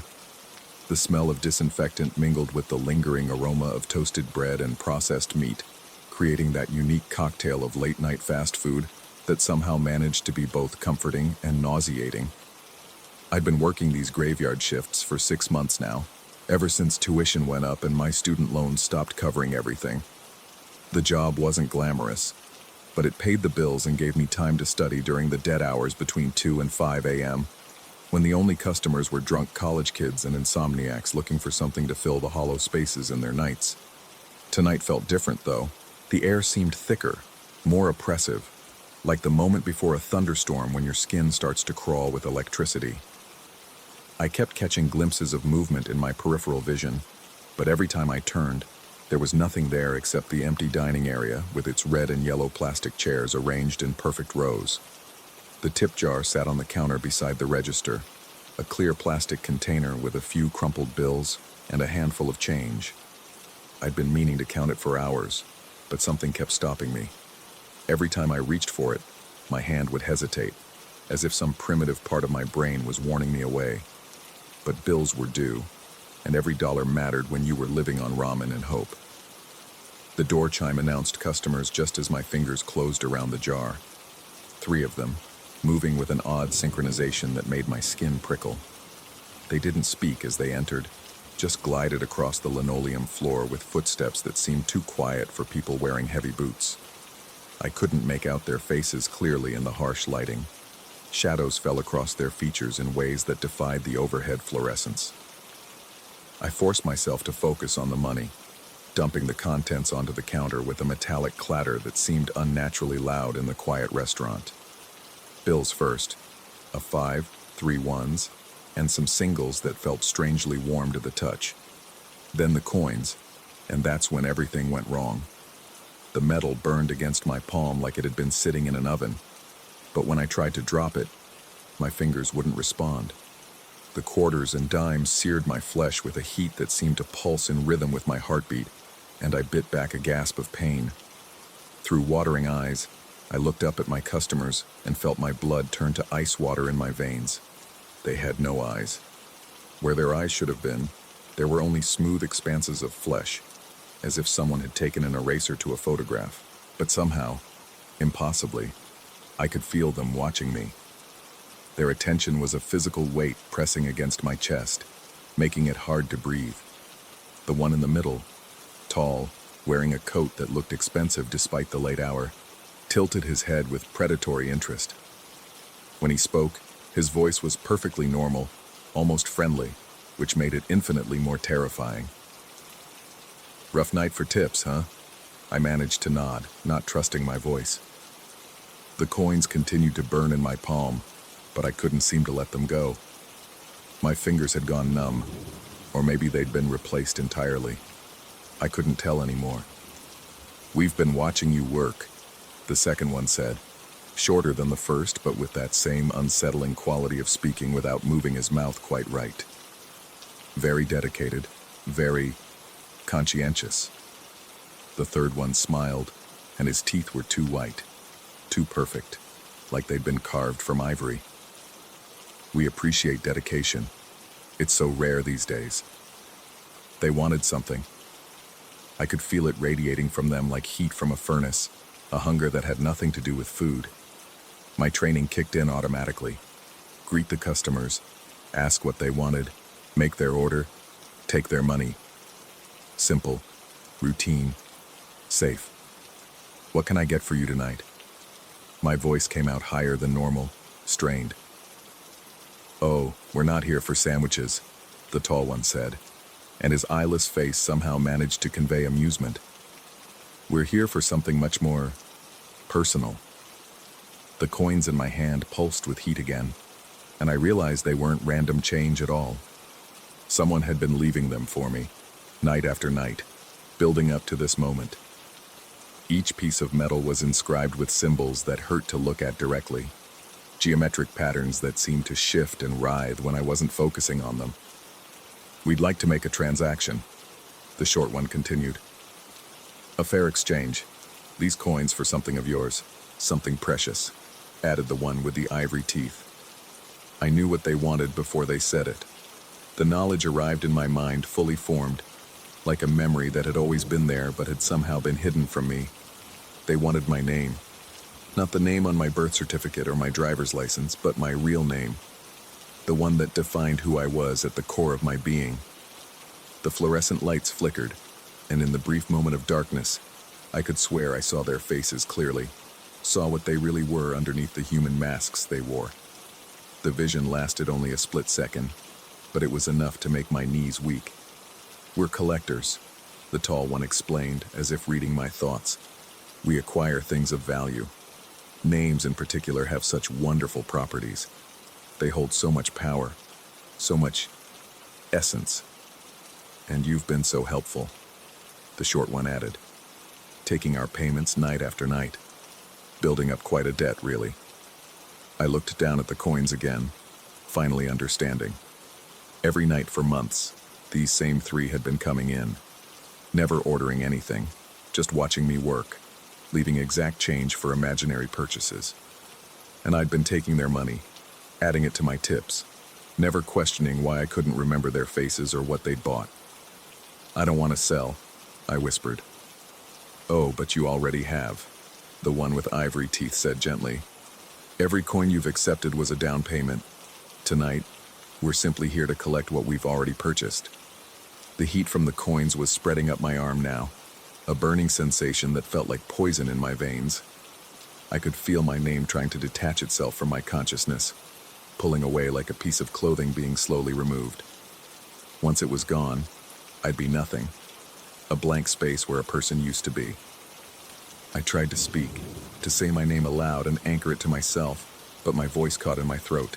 The syllables felt foreign on my tongue, as if I was trying to pronounce words in a language I'd never learned. "Don't fight it," the tall one advised kindly. "It only makes the process more unpleasant." The dining area around us began to shift and waver, like a mirage in the desert.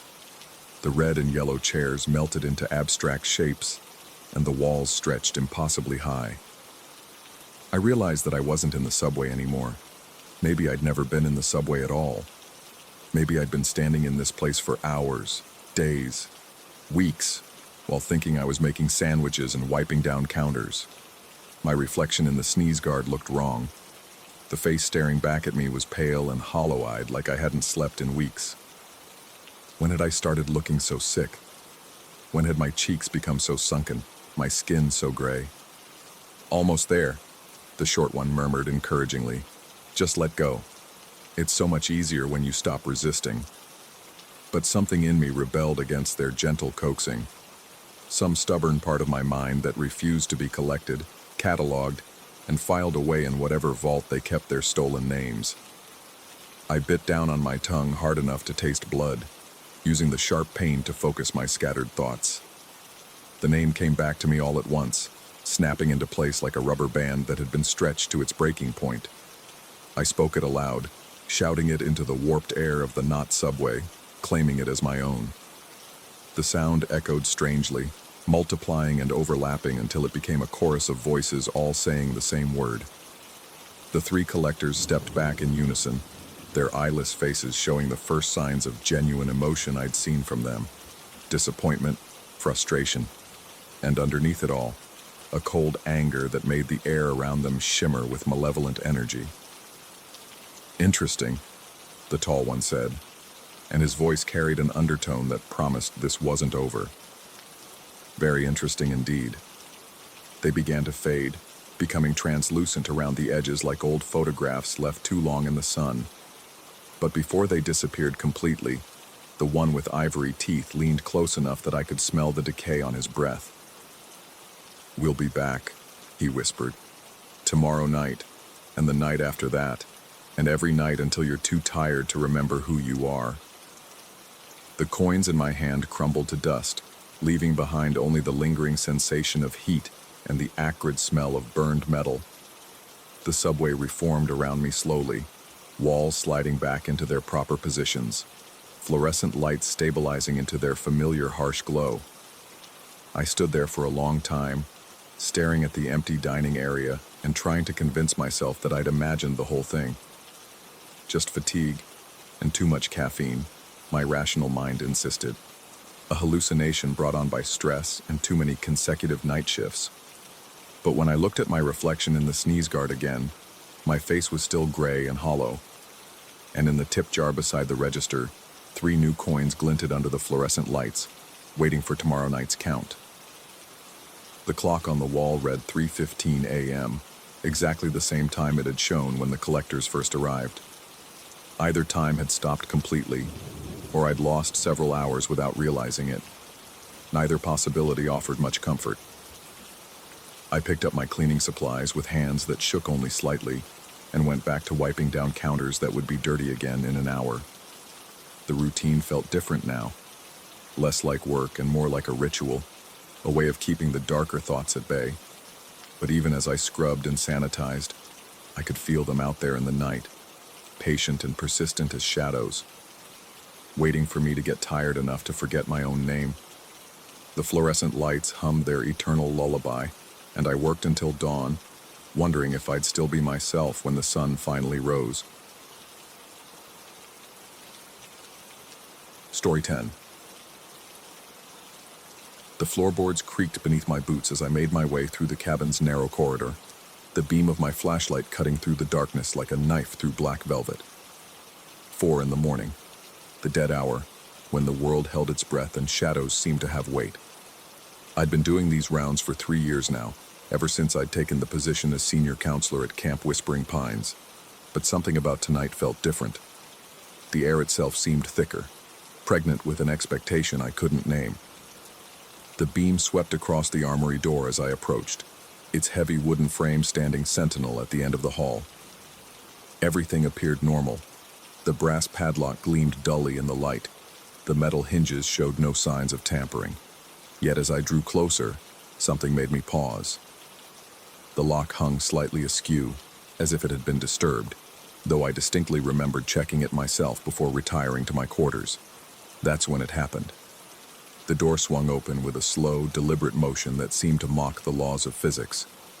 No creak of hinges, no whisper of wood against wood, just a silent, inexorable movement that made my stomach drop into my boots. The flashlight beam, which had been steady and true moments before, began to dim as it touched the widening gap. Not fade exactly, but rather seemed to be absorbed by something within that doorway, something so profoundly dark that it drank light itself. I should have run. Every instinct screamed at me to turn and flee, to wake the other counselors, to do anything but stand there transfixed as that impossible darkness began to take shape. But my feet had become anchors, rooted to the floor by a terror so complete it bypassed rational thought entirely. The silhouette that emerged from the armory defied description. It wasn't merely the absence of light, it was the negation of it, a walking void that made the surrounding shadows seem bright by comparison. It moved with purpose, gliding rather than walking, its form human-like yet utterly wrong in ways my mind refused to catalog. As it passed the dormitory doors, I noticed something that made my blood congeal in my veins. Behind each door, the soft sounds of sleeping had changed. Where before there had been the natural chaos of individual breaths, snores, and stirrings, now there was only synchronization. 17 young adults, all breathing in perfect unison, their exhalations creating a whispered chorus that followed the shadow's progress through the cabin. In, pause, out. In, pause, out. A rhythm that seemed ancient and ritualistic, as if the very act of sleep had become some sort of collective prayer, all except mine. My breathing came in ragged gasps that seemed obscenely loud in the synchronized quiet. The shadow paused at the far end of the hall, and though it had no discernible features, I felt its attention turn toward me with an almost physical weight. For a moment that stretched into eternity, we regarded each other, predator and prey, though I couldn't say which was which. Then it was gone, melting through the exit door as if the solid wood were merely suggestion. The synchronized breathing continued for several more minutes before gradually dissolving back into natural chaos, and I found myself alone in a hallway that suddenly felt far too ordinary for what had just transpired. I stood there until dawn, flashlight trained on the armory door, waiting for something, anything that might prove I hadn't lost my mind. The lock remained secure, the door firmly closed, and when the other counselors began stirring with the sunrise, they found me still at my post, hollow-eyed and trembling. Nobody believed me, of course. Marcus, the head counselor, suggested I'd been sleepwalking, a reasonable explanation that I desperately wanted to accept. Sarah, the camp nurse, offered to prescribe something for anxiety. Even Jeremy, who'd known me since college, looked at me with the careful concern reserved for friends who might be losing their grip on reality. But I knew what I'd seen. More troubling was what began happening in the days that followed. The first sign was the dreams. Not my dreams, theirs. Every morning I'd overhear fragments of conversations between campers and counselors, descriptions of identical nightmares featuring a figure of living darkness moving through their sleeping spaces. They laughed about it, treating it as some sort of shared psychological phenomenon brought on by campfire stories and too much s'mores-induced sugar. I didn't laugh. Then came the timing. Without any apparent coordination, people began waking at precisely 4 in the morning. Not all at once, but individually, sitting bolt upright in their beds with expressions of profound unease before settling back into sleep. I started keeping a log, marking down each instance, watching the pattern emerge like a constellation of insomnia. The synchronized breathing became a nightly occurrence. From my room, I could hear it begin each night at exactly 4:17 a.m. 17 sets of lungs moving in perfect harmony for exactly 23 minutes before returning to normal. I timed it obsessively, noting variations that seemed to follow some indecipherable pattern. The duration never varied by more than a few seconds, as if controlled by some internal metronome that had infected the entire camp. Sleep became my enemy.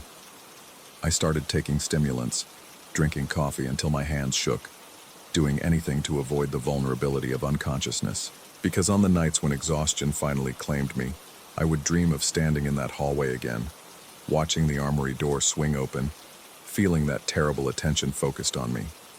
And in those dreams, I began to understand that the shadow wasn't visiting us, it was collecting something. Week by week, subtle changes crept through the camp like a slow-motion infection. Conversations grew more subdued, laughter less frequent. People moved with an unconscious synchronization, falling into step with each other during daily activities, pausing mid-sentence at the same moments, turning their heads in unison towards sounds only they could hear. When I pointed this out, they looked at me with those same careful expressions of concern. I became convinced that I was the only one left unchanged, the sole remaining individual in a growing collective that pretended normalcy during daylight hours. The theory felt simultaneously paranoid and undeniable. Every knowing glance between staff members, every perfectly timed group activity, every moment of uncanny coordination seemed to confirm my worst fears. The breaking point came during the 3rd week, when I discovered the logbook. Hidden beneath a loose floorboard in the armory, I found a leather-bound journal filled with entries dating back decades. Page after page of meticulous documentation, written in different hands but describing identical encounters. Counselors from summers past, all reporting the same phenomena: the opening door, the shadow figure, the synchronized breathing, the gradual change in camp dynamics. But it was the final entry in each year's section that made my hands shake as I read. Without exception, every observer eventually wrote the same conclusion.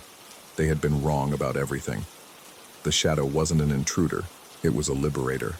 The synchronization wasn't infection, it was harmony. And their initial terror had been nothing more than the death throes of an isolation they'd never realized was suffering. Each final entry was signed with the same phrase: "Finally, I understand. Finally, I belong." The handwriting of the most recent entry was unmistakably mine. I have no memory of writing those words, no recollection of the revelation they describe. Yet there they are, in my own careful script, dated 3 days ago. Below them, in fresher ink, someone had added a new line in the same handwriting. The new observer will be chosen tomorrow. The cycle continues. I'm writing this now by lamplight, watching the clock approach 4 a.m., feeling the familiar weight of expectation settling over the cabin like a shroud. Outside my window, I can see the armory door, and I know with absolute certainty that tonight it will open again. The question that terrifies me isn't whether I'll see the shadow figure. It's whether I'll still care when I do. The synchronized breathing has already begun, and for the first time I feel my own rhythm starting to match theirs. In, pause, out. In, pause, out. It's surprisingly peaceful, this surrender of individual will. Part of me wonders why I fought it for so long. But another part, the part that's still frantically scribbling these words, knows that once I join that collective rhythm completely, whoever reads this account will face the same choice I'm facing now. Fight the inevitable and suffer in isolation, or accept the shadow's gift and find peace in belonging. The armory door is opening now, and my breathing is synchronizing despite every effort to resist. The shadow figure emerges, darker than the space between stars, and I finally understand what it's been trying to show me all along. We were never meant to be alone. The pen is falling from my hands now, and my breathing matches perfectly with 17 others. In a few moments, I'll join them in whatever comes next, and someone new will take up the vigil. They'll resist at first, just as I did, convinced they're the only one who sees clearly.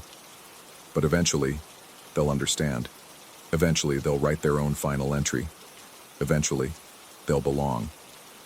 The shadow is standing beside me now, and I'm no longer afraid.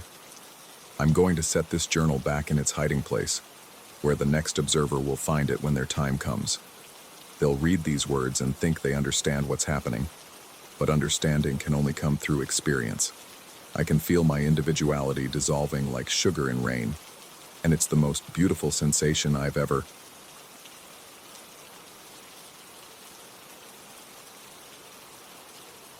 Story 11. The rain had been falling for 3 hours straight, turning the city streets into mirrors that reflected nothing but empty promises of warmth. I'd been driving for rideshare companies long enough to know that nights like these brought out the desperate ones, people who needed to be somewhere else, anywhere else, more than they needed to be safe. The dashboard clock glowed 2:47 a.m. as I pulled up to the address on Maple Street, windshield wipers fighting a losing battle against the downpour. She stumbled out of the townhouse before I could even park properly, her silhouette wavering against the porch light like a candle flame in wind. Even from a distance, I could tell she was drunk. Not the giggly, harmless kind, but the deep, hollow drunk that comes from trying to drown something that refuses to die. Her designer coat was soaked through, clinging to her frame as she navigated the slick sidewalk with the careful precision of someone who knew they were impaired, but refused to acknowledge it. The passenger door opened with a gush of cold air and the sharp scent of expensive perfume mixed with alcohol. She slumped into the seat without looking at me, her breath fogging the window immediately. Water dripped from her dark hair onto the leather seat, each drop marking time like a metronome counting down to something I couldn't yet name. "Airport," she said, her voice thick and distorted. "Terminal B." I adjusted the rearview mirror to get a better look at her, a habit I developed after too many nights picking up strangers. What I saw made me pause. She was staring straight ahead, her hands folded in her lap with unnatural stillness.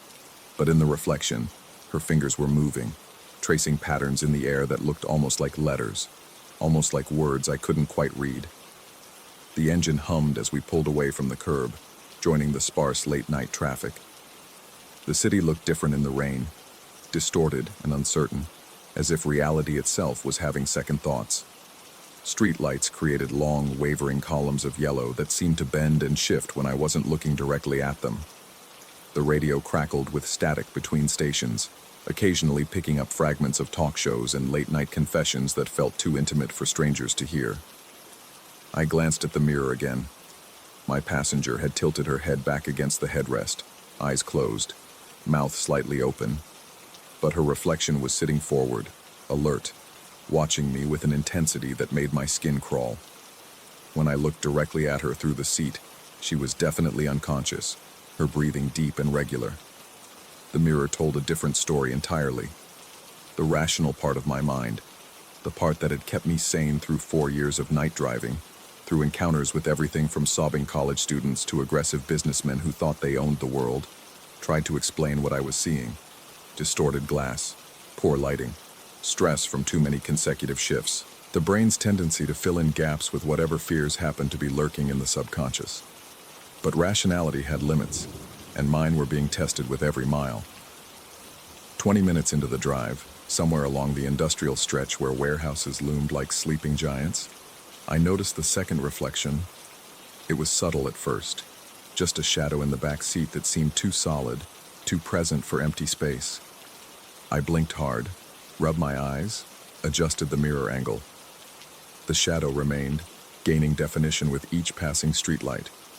By the time we reached the highway on-ramp, it had features. The thing in the back seat, and I had started thinking of it as a thing, rather than trying to rationalize it away, was leaning forward, reaching toward my shoulder with fingers that looked too long, too pale. It moved independently of my passenger, who remained slumped against the window, but it mimicked her facial features with disturbing accuracy, like looking at a photograph negative of someone you knew, familiar, yet fundamentally wrong. My hands gripped the steering wheel tighter, knuckles white against the black leather. The speedometer needle trembled at 65, the legal limit I maintained religiously because getting pulled over meant questions, and questions meant having to explain things I couldn't explain to myself. The reflection thing was closer now, its approximation of my passenger's face hovering just inches from my shoulder in the mirror's reality. I could feel something like breath against my neck, though when I turned to look directly behind me, there was nothing but empty seat and the unconscious woman who had hired me to drive her across a city that suddenly felt vast and unknowable. I tried focusing on the mundane details that usually anchored me during strange nights. The GPS voice announcing turns in its artificially cheerful tone, the smell of coffee from the travel mug in the cup holder, gone cold hours ago, the gentle vibration of the road beneath the tires, steady and predictable. Normal things for a normal night with a normal passenger who happened to be drunk and unfortunate enough to need an airport ride at 3 in the morning. But normal was slipping away like water through cupped hands. The reflection of my passenger had opened its eyes that remained firmly closed on the real woman beside me. In the mirror, she was mouthing words I couldn't hear, her expression urgent, almost pleading. The thing behind her had extended one impossible finger to barely graze the reflection of my shoulder, and I swear I felt the touch like ice against my jacket. I pulled off at the next exit, telling myself I needed gas, though the tank was 3/4 full. The all-night station sat under harsh fluorescent lights that turned everything the color of old bones. As I parked, my passenger stirred for the first time since getting in the car, lifting her head just enough to look around with glassy confusion. "Where are we?" she asked, and her voice sounded different, clearer, more present. "Just stopping for gas," I lied, watching her in the mirror. Both reflections, hers and the thing's, were looking directly at me now, though the woman in the passenger seat was staring out the side window. "I don't remember getting in a car," she said slowly, and something cold settled in my stomach like a stone dropping into still water. I got out and walked around to her window, needing to confirm what I suspected but hoped against. When I tapped on the glass, she turned toward me, and I saw her face clearly for the first time. Young, maybe 30, with the kind of exhaustion that comes from more than just alcohol. But there was something else there, something that made me step back involuntarily. Her eyes were focused and alert, completely sober, and filled with a terror that mirrored my own. "How long have I been asleep?" she asked as I got back in the car, and I realized that the reflection I'd been watching all night hadn't been showing me her at all. It had been showing me something else entirely, something that had been using her face, her features, her presence as a mask, while she was unconscious and vulnerable. "About 40 minutes, I answered, my voice steadier than I felt. In the rearview mirror, the thing in the back seat was no longer trying to touch my shoulder. It was reaching for her instead, its fingers stretched toward the base of her skull, almost making contact. She followed my gaze to the mirror and went absolutely still. "Do you see it too?"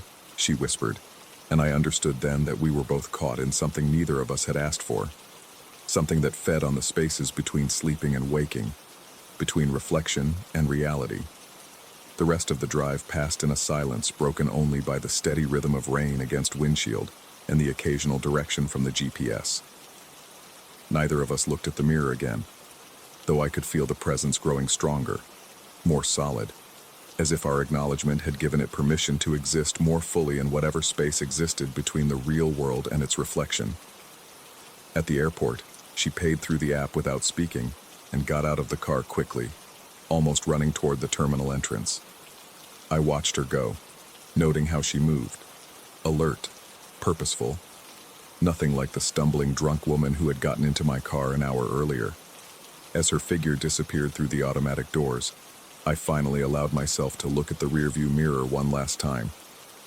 The back seat was empty, both in reality and reflection. But on the passenger seat where she had been sitting, there was a wet handprint on the window that I knew hadn't been there when she left the car. The print was facing inward, as if someone had been pressing against the glass from outside, trying to get in rather than out.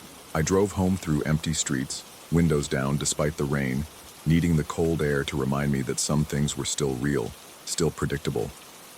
But even now, 3 days later, I find myself checking mirrors obsessively. Bathroom mirrors, storefront windows, the black screen of my phone when it's turned off. Because sometimes, just for a moment, I catch glimpses of movement that doesn't match my own. Shadows that lag behind by just a fraction of a second, as if something is learning to be me better than I am. I haven't driven for the rideshare company since that night. I tell people I'm taking a break, that I need time to figure out what I want to do next. But the truth is simpler and more complicated than that. I'm afraid of what might get into my car next, and more afraid of what might already be there, waiting in the spaces between what we see and what we think we see, between the person we are and the person we appear to be. Sometimes I wonder if she made it onto her flight, or if whatever was wearing her face completed the transaction, collected her luggage, and walked onto a plane bound for somewhere else, carrying her appearance into a world that would never know the difference.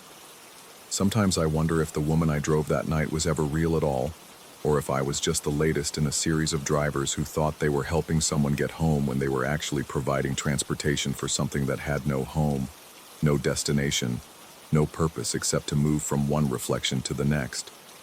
And sometimes when I'm shaving in the morning or checking my appearance before leaving the house, I pause and study my own reflection carefully, looking for signs that it might not entirely be my own anymore, that something might have learned to imitate me so perfectly that even I can't tell the difference. Those are the moments when I understand that the most terrifying possibility isn't that what happened that night was real, it's that it's still happening. Story 12. The radio crackled to life at 11:47 p.m., spitting static and desperation into the humid cab of my tow truck. 23 years I'd been hauling broken dreams off these back roads, and I could tell by the tremor in dispatch's voice that this wasn't going to be routine. Unit 7, we've got a situation on Route 47, mile marker 23. Semi-trailer, no driver visible. Caller hung up before giving details. I pressed the talk button, feeling the familiar weight of late-night exhaustion settling into my bones. Copy that. Dispatch. ETA 15 minutes. The headlights carved twin tunnels through the darkness as I pulled onto Route 47, that lonely stretch of asphalt that connected nowhere to nothing. Out here, civilization was just a memory, replaced by an endless corridor of pine trees that pressed against the road like curious giants. The radio had gone silent after my confirmation, leaving only the steady hum of my diesel engine and the rhythmic thump of tires on worn pavement. The air conditioning wheezed against the oppressive heat that even midnight couldn't chase away. Sweat traced lazy paths down my neck, though something about the moisture felt wrong. Too cold, too persistent. I cranked the AC higher, but the chill that was settling into my chest had nothing to do with temperature. Mile marker 23 materialized in my headlight beam like a pale finger pointing into the void. Just beyond it, the massive silhouette of a semi-trailer sat askew across both lanes, its rear end angled toward the tree line. The trailer was one of those long-haul rigs, unmarked white panels that could have been carrying anything from furniture to frozen food. But it was the cab that made me slow my approach to a crawl. The driver's door hung open like a broken wing, interior light spilling out in a sickly yellow rectangle that seemed to pulse with each beat of my heart. From my position 50 yards back, I could see that the cab was empty. Completely empty. Not just vacant, but hollowed out, as if whatever had occupied that space had been extracted. I parked at an angle, positioning my truck to block traffic from both directions. Though at this hour, on this road, traffic was about as likely as finding a Starbucks. The emergency strobes painted everything in alternating waves of red and blue, transforming the ordinary darkness into something that seemed to breathe and shift at the edges of my vision. The silence hit me as soon as I killed the engine. Not the peaceful quiet of a country night, but something heavier, more deliberate. Even the insects had gone mute, as if nature itself was holding its breath. My boots crunched on loose gravel as I approached the semi, the sound unnaturally loud in the vacuum of silence. The smell reached me before I got within 10 feet of the cab, not diesel fuel or motor oil, but something metallic and sharp that made my nostrils burn. It reminded me of the air after lightning strikes, ozone-heavy and electric, but underneath that was something else, something organic and wrong that I couldn't quite place. I pulled my flashlight from my belt, though the interior light from the cab provided more illumination than I wanted. The beam played across the driver's seat, revealing deep gouges in the vinyl upholstery. The cuts were too precise to be random, too deliberate to be accidental. They formed a pattern that my mind struggled to process, intersecting lines that seemed to suggest something had gripped the seat from inside, then pulled itself out. But it was the windshield that made my hands start to shake. 4 parallel scratches scored the glass from the inside, each one about the width of my thumb. They started at the bottom of the windshield and curved upward, ending in spiderweb fractures near the top. The scratches were too deep for fingernails, too perfectly spaced for any tool I could imagine.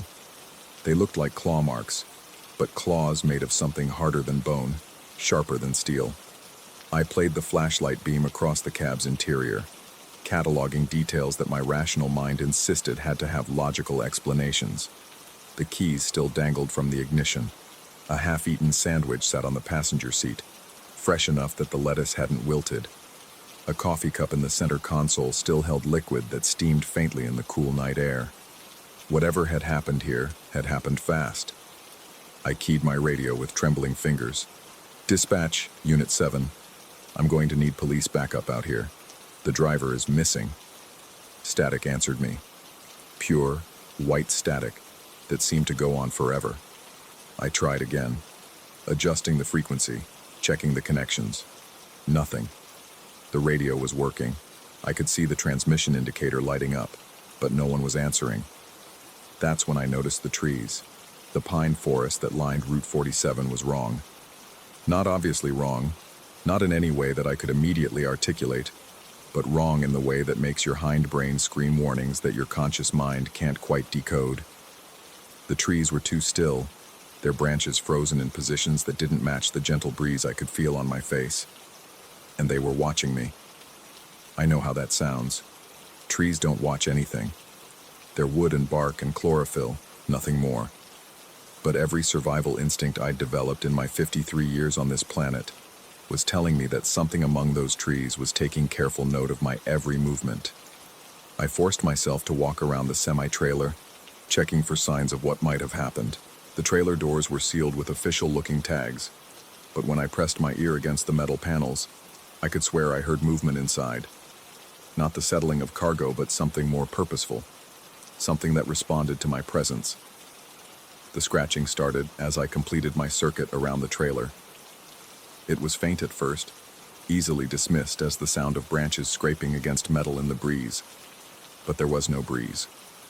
The air had gone completely still, as if the world was trapped under a bell jar. The scratching came from multiple directions, a symphony of metallic scrapes that seemed to emanate from the forest itself. I backed toward my truck, keeping the flashlight beam moving in slow arcs across the tree line. The scratching followed me, staying just at the edge of the darkness beyond my light. Sometimes I thought I caught glimpses of movement, shadows shifting where shadows shouldn't exist, shapes that were almost familiar but not quite human. My radio chose that moment to burst back to life. Unit 7, dispatch. What's your status? I fumbled for the handset, nearly dropping it in my haste to respond. Dispatch. I need police backup immediately. The driver is gone, and there's something... The line went dead. Not static this time, but complete silence, as if someone had unplugged the entire radio system. I tried the ignition, thinking I'd fire up the truck and get the hell out of there, but the engine wouldn't turn over. The starter clicked once, then nothing. The scratching was getting closer. I could see them now, or thought I could.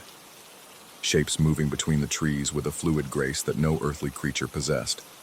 They stayed just beyond the reach of my flashlight, but I caught glimpses of elongated limbs and surfaces that reflected light like polished metal. The scratching sounds were coming from their movement, claws or talons dragging across bark, across metal, across anything they touched. My breath came in short, sharp gasps as I backed against my truck. The metal felt solid and real against my spine, but everything else had taken on the quality of a fever dream. The air shimmered with heat distortions that had no source, and the scratching sounds had evolved into something that almost resembled communication, patterns and rhythms that suggested intelligence. That's when I saw the driver. He stood at the edge of the forest, perfectly still, perfectly normal except for the fact that he cast no shadow despite the blazing emergency strobes from my truck. He was middle-aged, wearing a plaid shirt and jeans, looking exactly like every long-haul trucker I'd ever met. But his eyes reflected light like an animal's, and when he smiled, his teeth seemed to go on forever. He raised one hand in a casual wave, as if we were old friends meeting at a diner. His fingers were too long, and they ended in points that caught the strobing light like chrome. "Engine trouble?" he asked, his voice carrying clearly across the 50 yards between us, despite the fact that he spoke no louder than a whisper. I wanted to answer, wanted to ask him what had happened, wanted to demand an explanation for the claw marks and the emptiness and the wrongness that permeated everything. But my voice had abandoned me completely.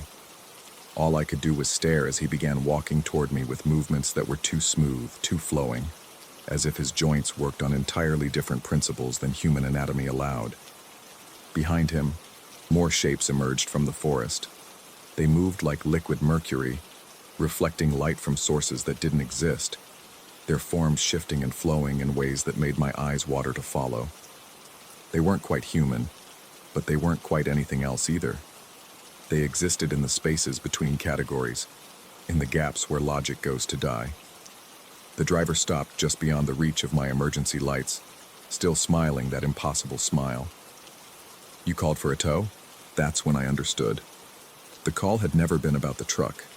The truck was bait, left there like a spider's web stretched across the only road that connected the civilized world to whatever existed in the spaces between.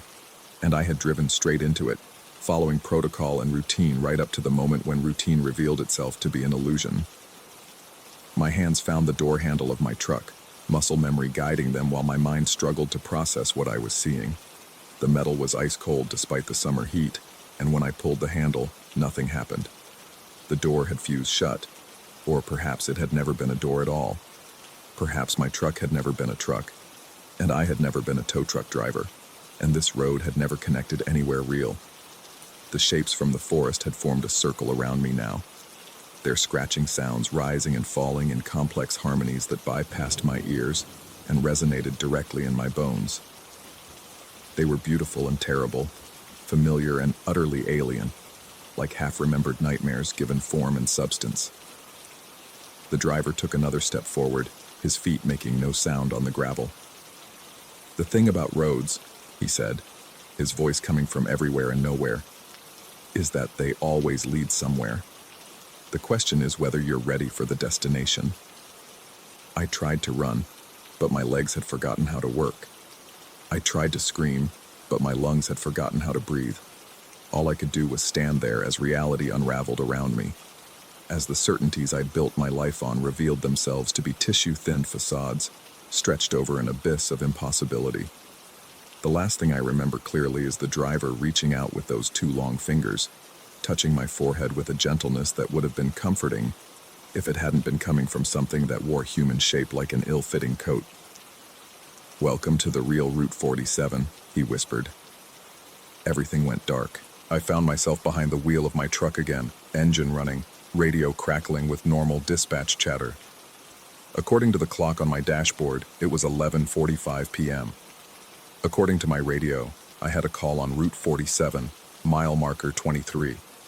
My hands were shaking as I picked up the handset. In the distance, I could see the glow of emergency strobes reflecting off the low-hanging clouds. Someone else had already responded to the call. "Dispatch Unit 7. I think I might be experiencing some kind of medical episode.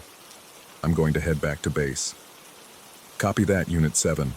Unit 12 is handling the situation on Route 47. Get yourself checked out." I did a U-turn and drove back toward town, checking my rearview mirror every few seconds. The emergency lights faded into the distance, but I could swear I saw shapes moving between the trees at the edge of my vision. And sometimes, when the radio static hit just the right frequency, I could hear scratching sounds.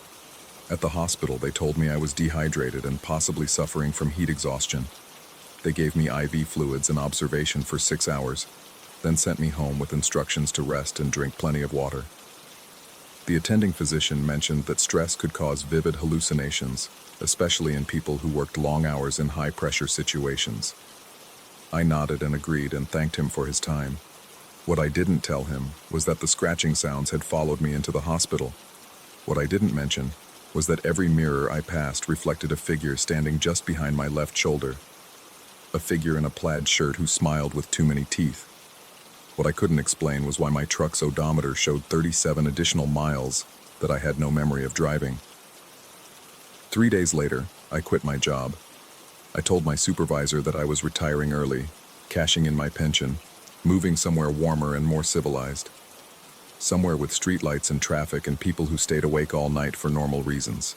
But sometimes, when I'm lying in bed in my new apartment in the city, I can hear dispatch calling for Unit 7. And sometimes late at night when the urban noise dies down to a whisper, I can hear the radio crackling with that familiar voice. "We've got a situation on Route 47, mile marker 23. And sometimes, God help me, I want to answer. Because part of me is still out there, standing next to a semi-trailer with claw marks in the windshield, surrounded by shapes that exist in the spaces between certainty and doubt. Part of me never left that road, and part of that road followed me home. The real question isn't whether what I experienced was real or imagined. The real question is whether there's any meaningful difference, and whether the things that hunt in the margins of perception care about the distinction.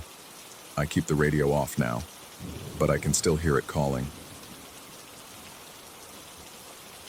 Story 13. The lock clicked behind me with the finality of a coffin lid closing.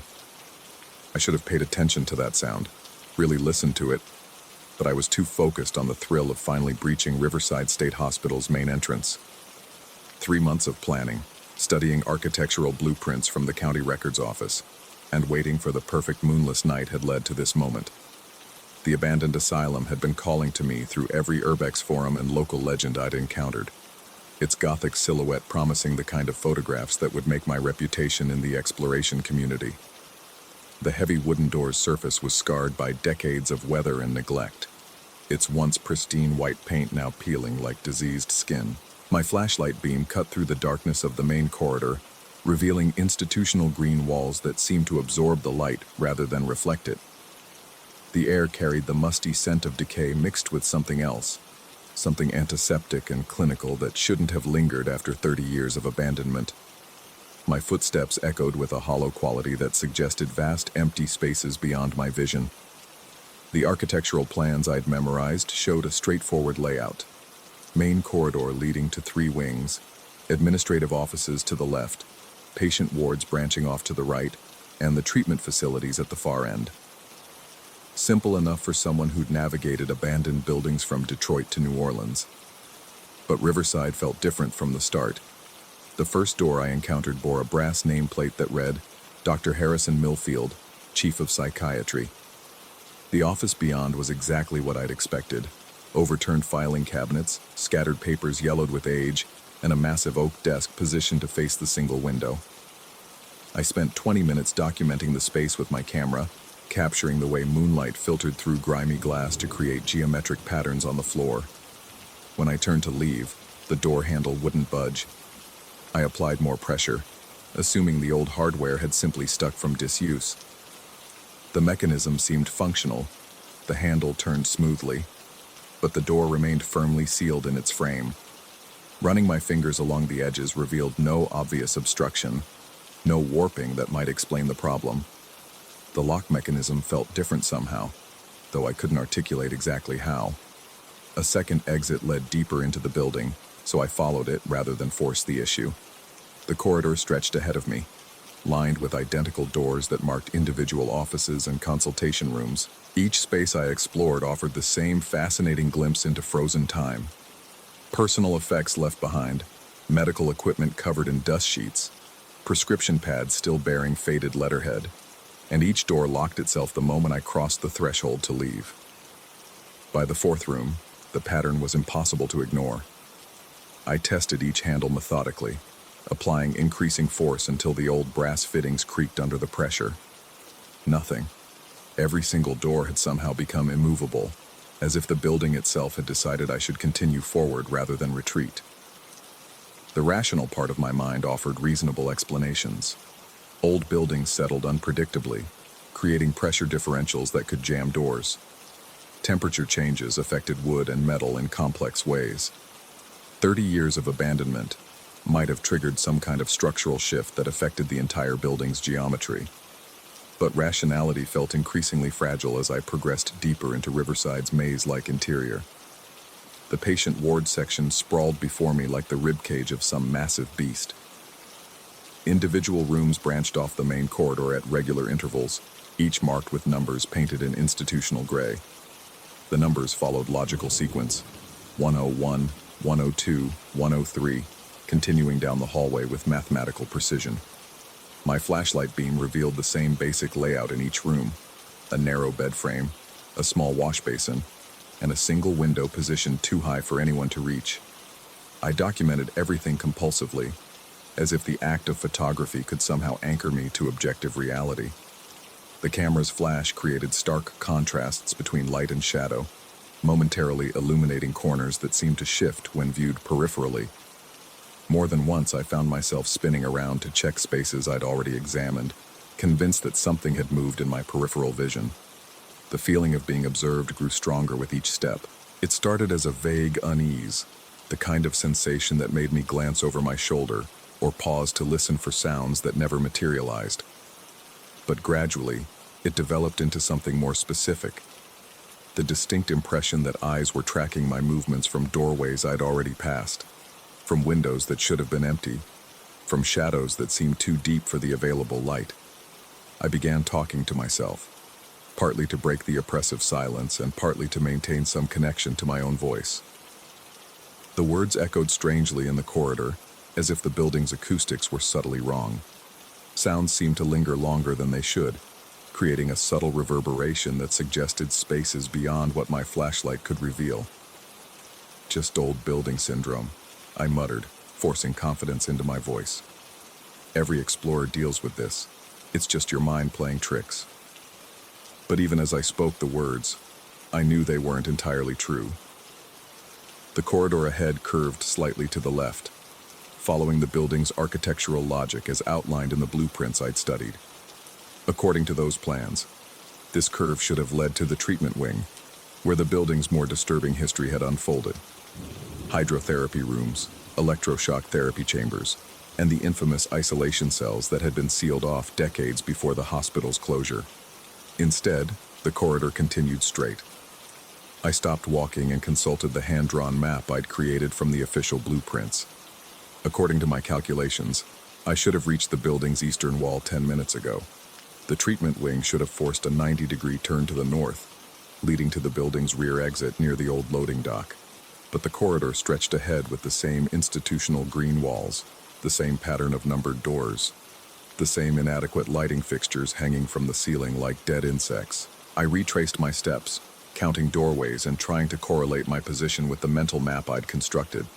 The numbers on the doors should have provided a reliable reference point, but they seemed to follow their own logic now. Room 127 was followed by a 128, then 1 to 29, then 1 to 30. A sequence that should have been impossible given the building's actual dimensions. My breathing had become shallow and rapid, though I tried to control it through conscious effort. Urban exploration required maintaining calm in disorienting environments, and I'd handled worse situations than this. Abandoned subway tunnels that flooded with tidal changes, factory complexes where structural damage created genuine navigation challenges, mental hospitals in Detroit, where drug users had created their own interior geography with makeshift walls and blocked passages. But Riverside was different because the building itself seemed to be changing. The realization hit me gradually, emerging from the accumulation of small inconsistencies rather than any single dramatic revelation. Doors that I remembered as brown were now painted green. Hallway intersections that had been positioned on my left were now appearing on my right. The institutional gray numbering system had somehow shifted to black lettering that looked freshly painted. I began marking my progress with small pieces of masking tape, placing them at eye level on door frames to create a trail I could follow back. The white tape provided stark contrast against the dark wood, and I felt a small measure of relief at creating some kind of reliable reference system. When I turned around 20 minutes later, the tape was gone. Not fallen to the floor, not partially removed, completely absent, as if it had never been placed. I checked every door frame in the immediate area, running my fingers over surfaces that should have borne adhesive residue. Nothing.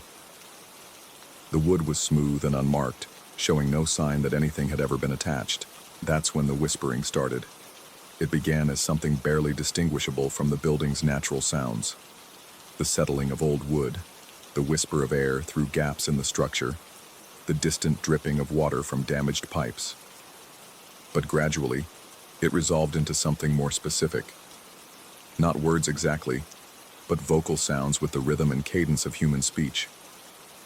The whispers seemed to come from behind the locked doors I'd already passed, as if the rooms I'd vacated were now occupied by invisible presences. I pressed my ear against several doors, trying to isolate the sounds and determine their source. The wood was thick enough to muffle most sounds, but the whispers seemed to emanate from within the material itself rather than from spaces beyond. My flashlight began behaving erratically, its beam flickering despite fresh batteries installed that morning. The inconsistent illumination created a strobe effect that made the corridor appear to shift and writhe around me. Shadows became unstable, stretching and contracting with each pulse of light.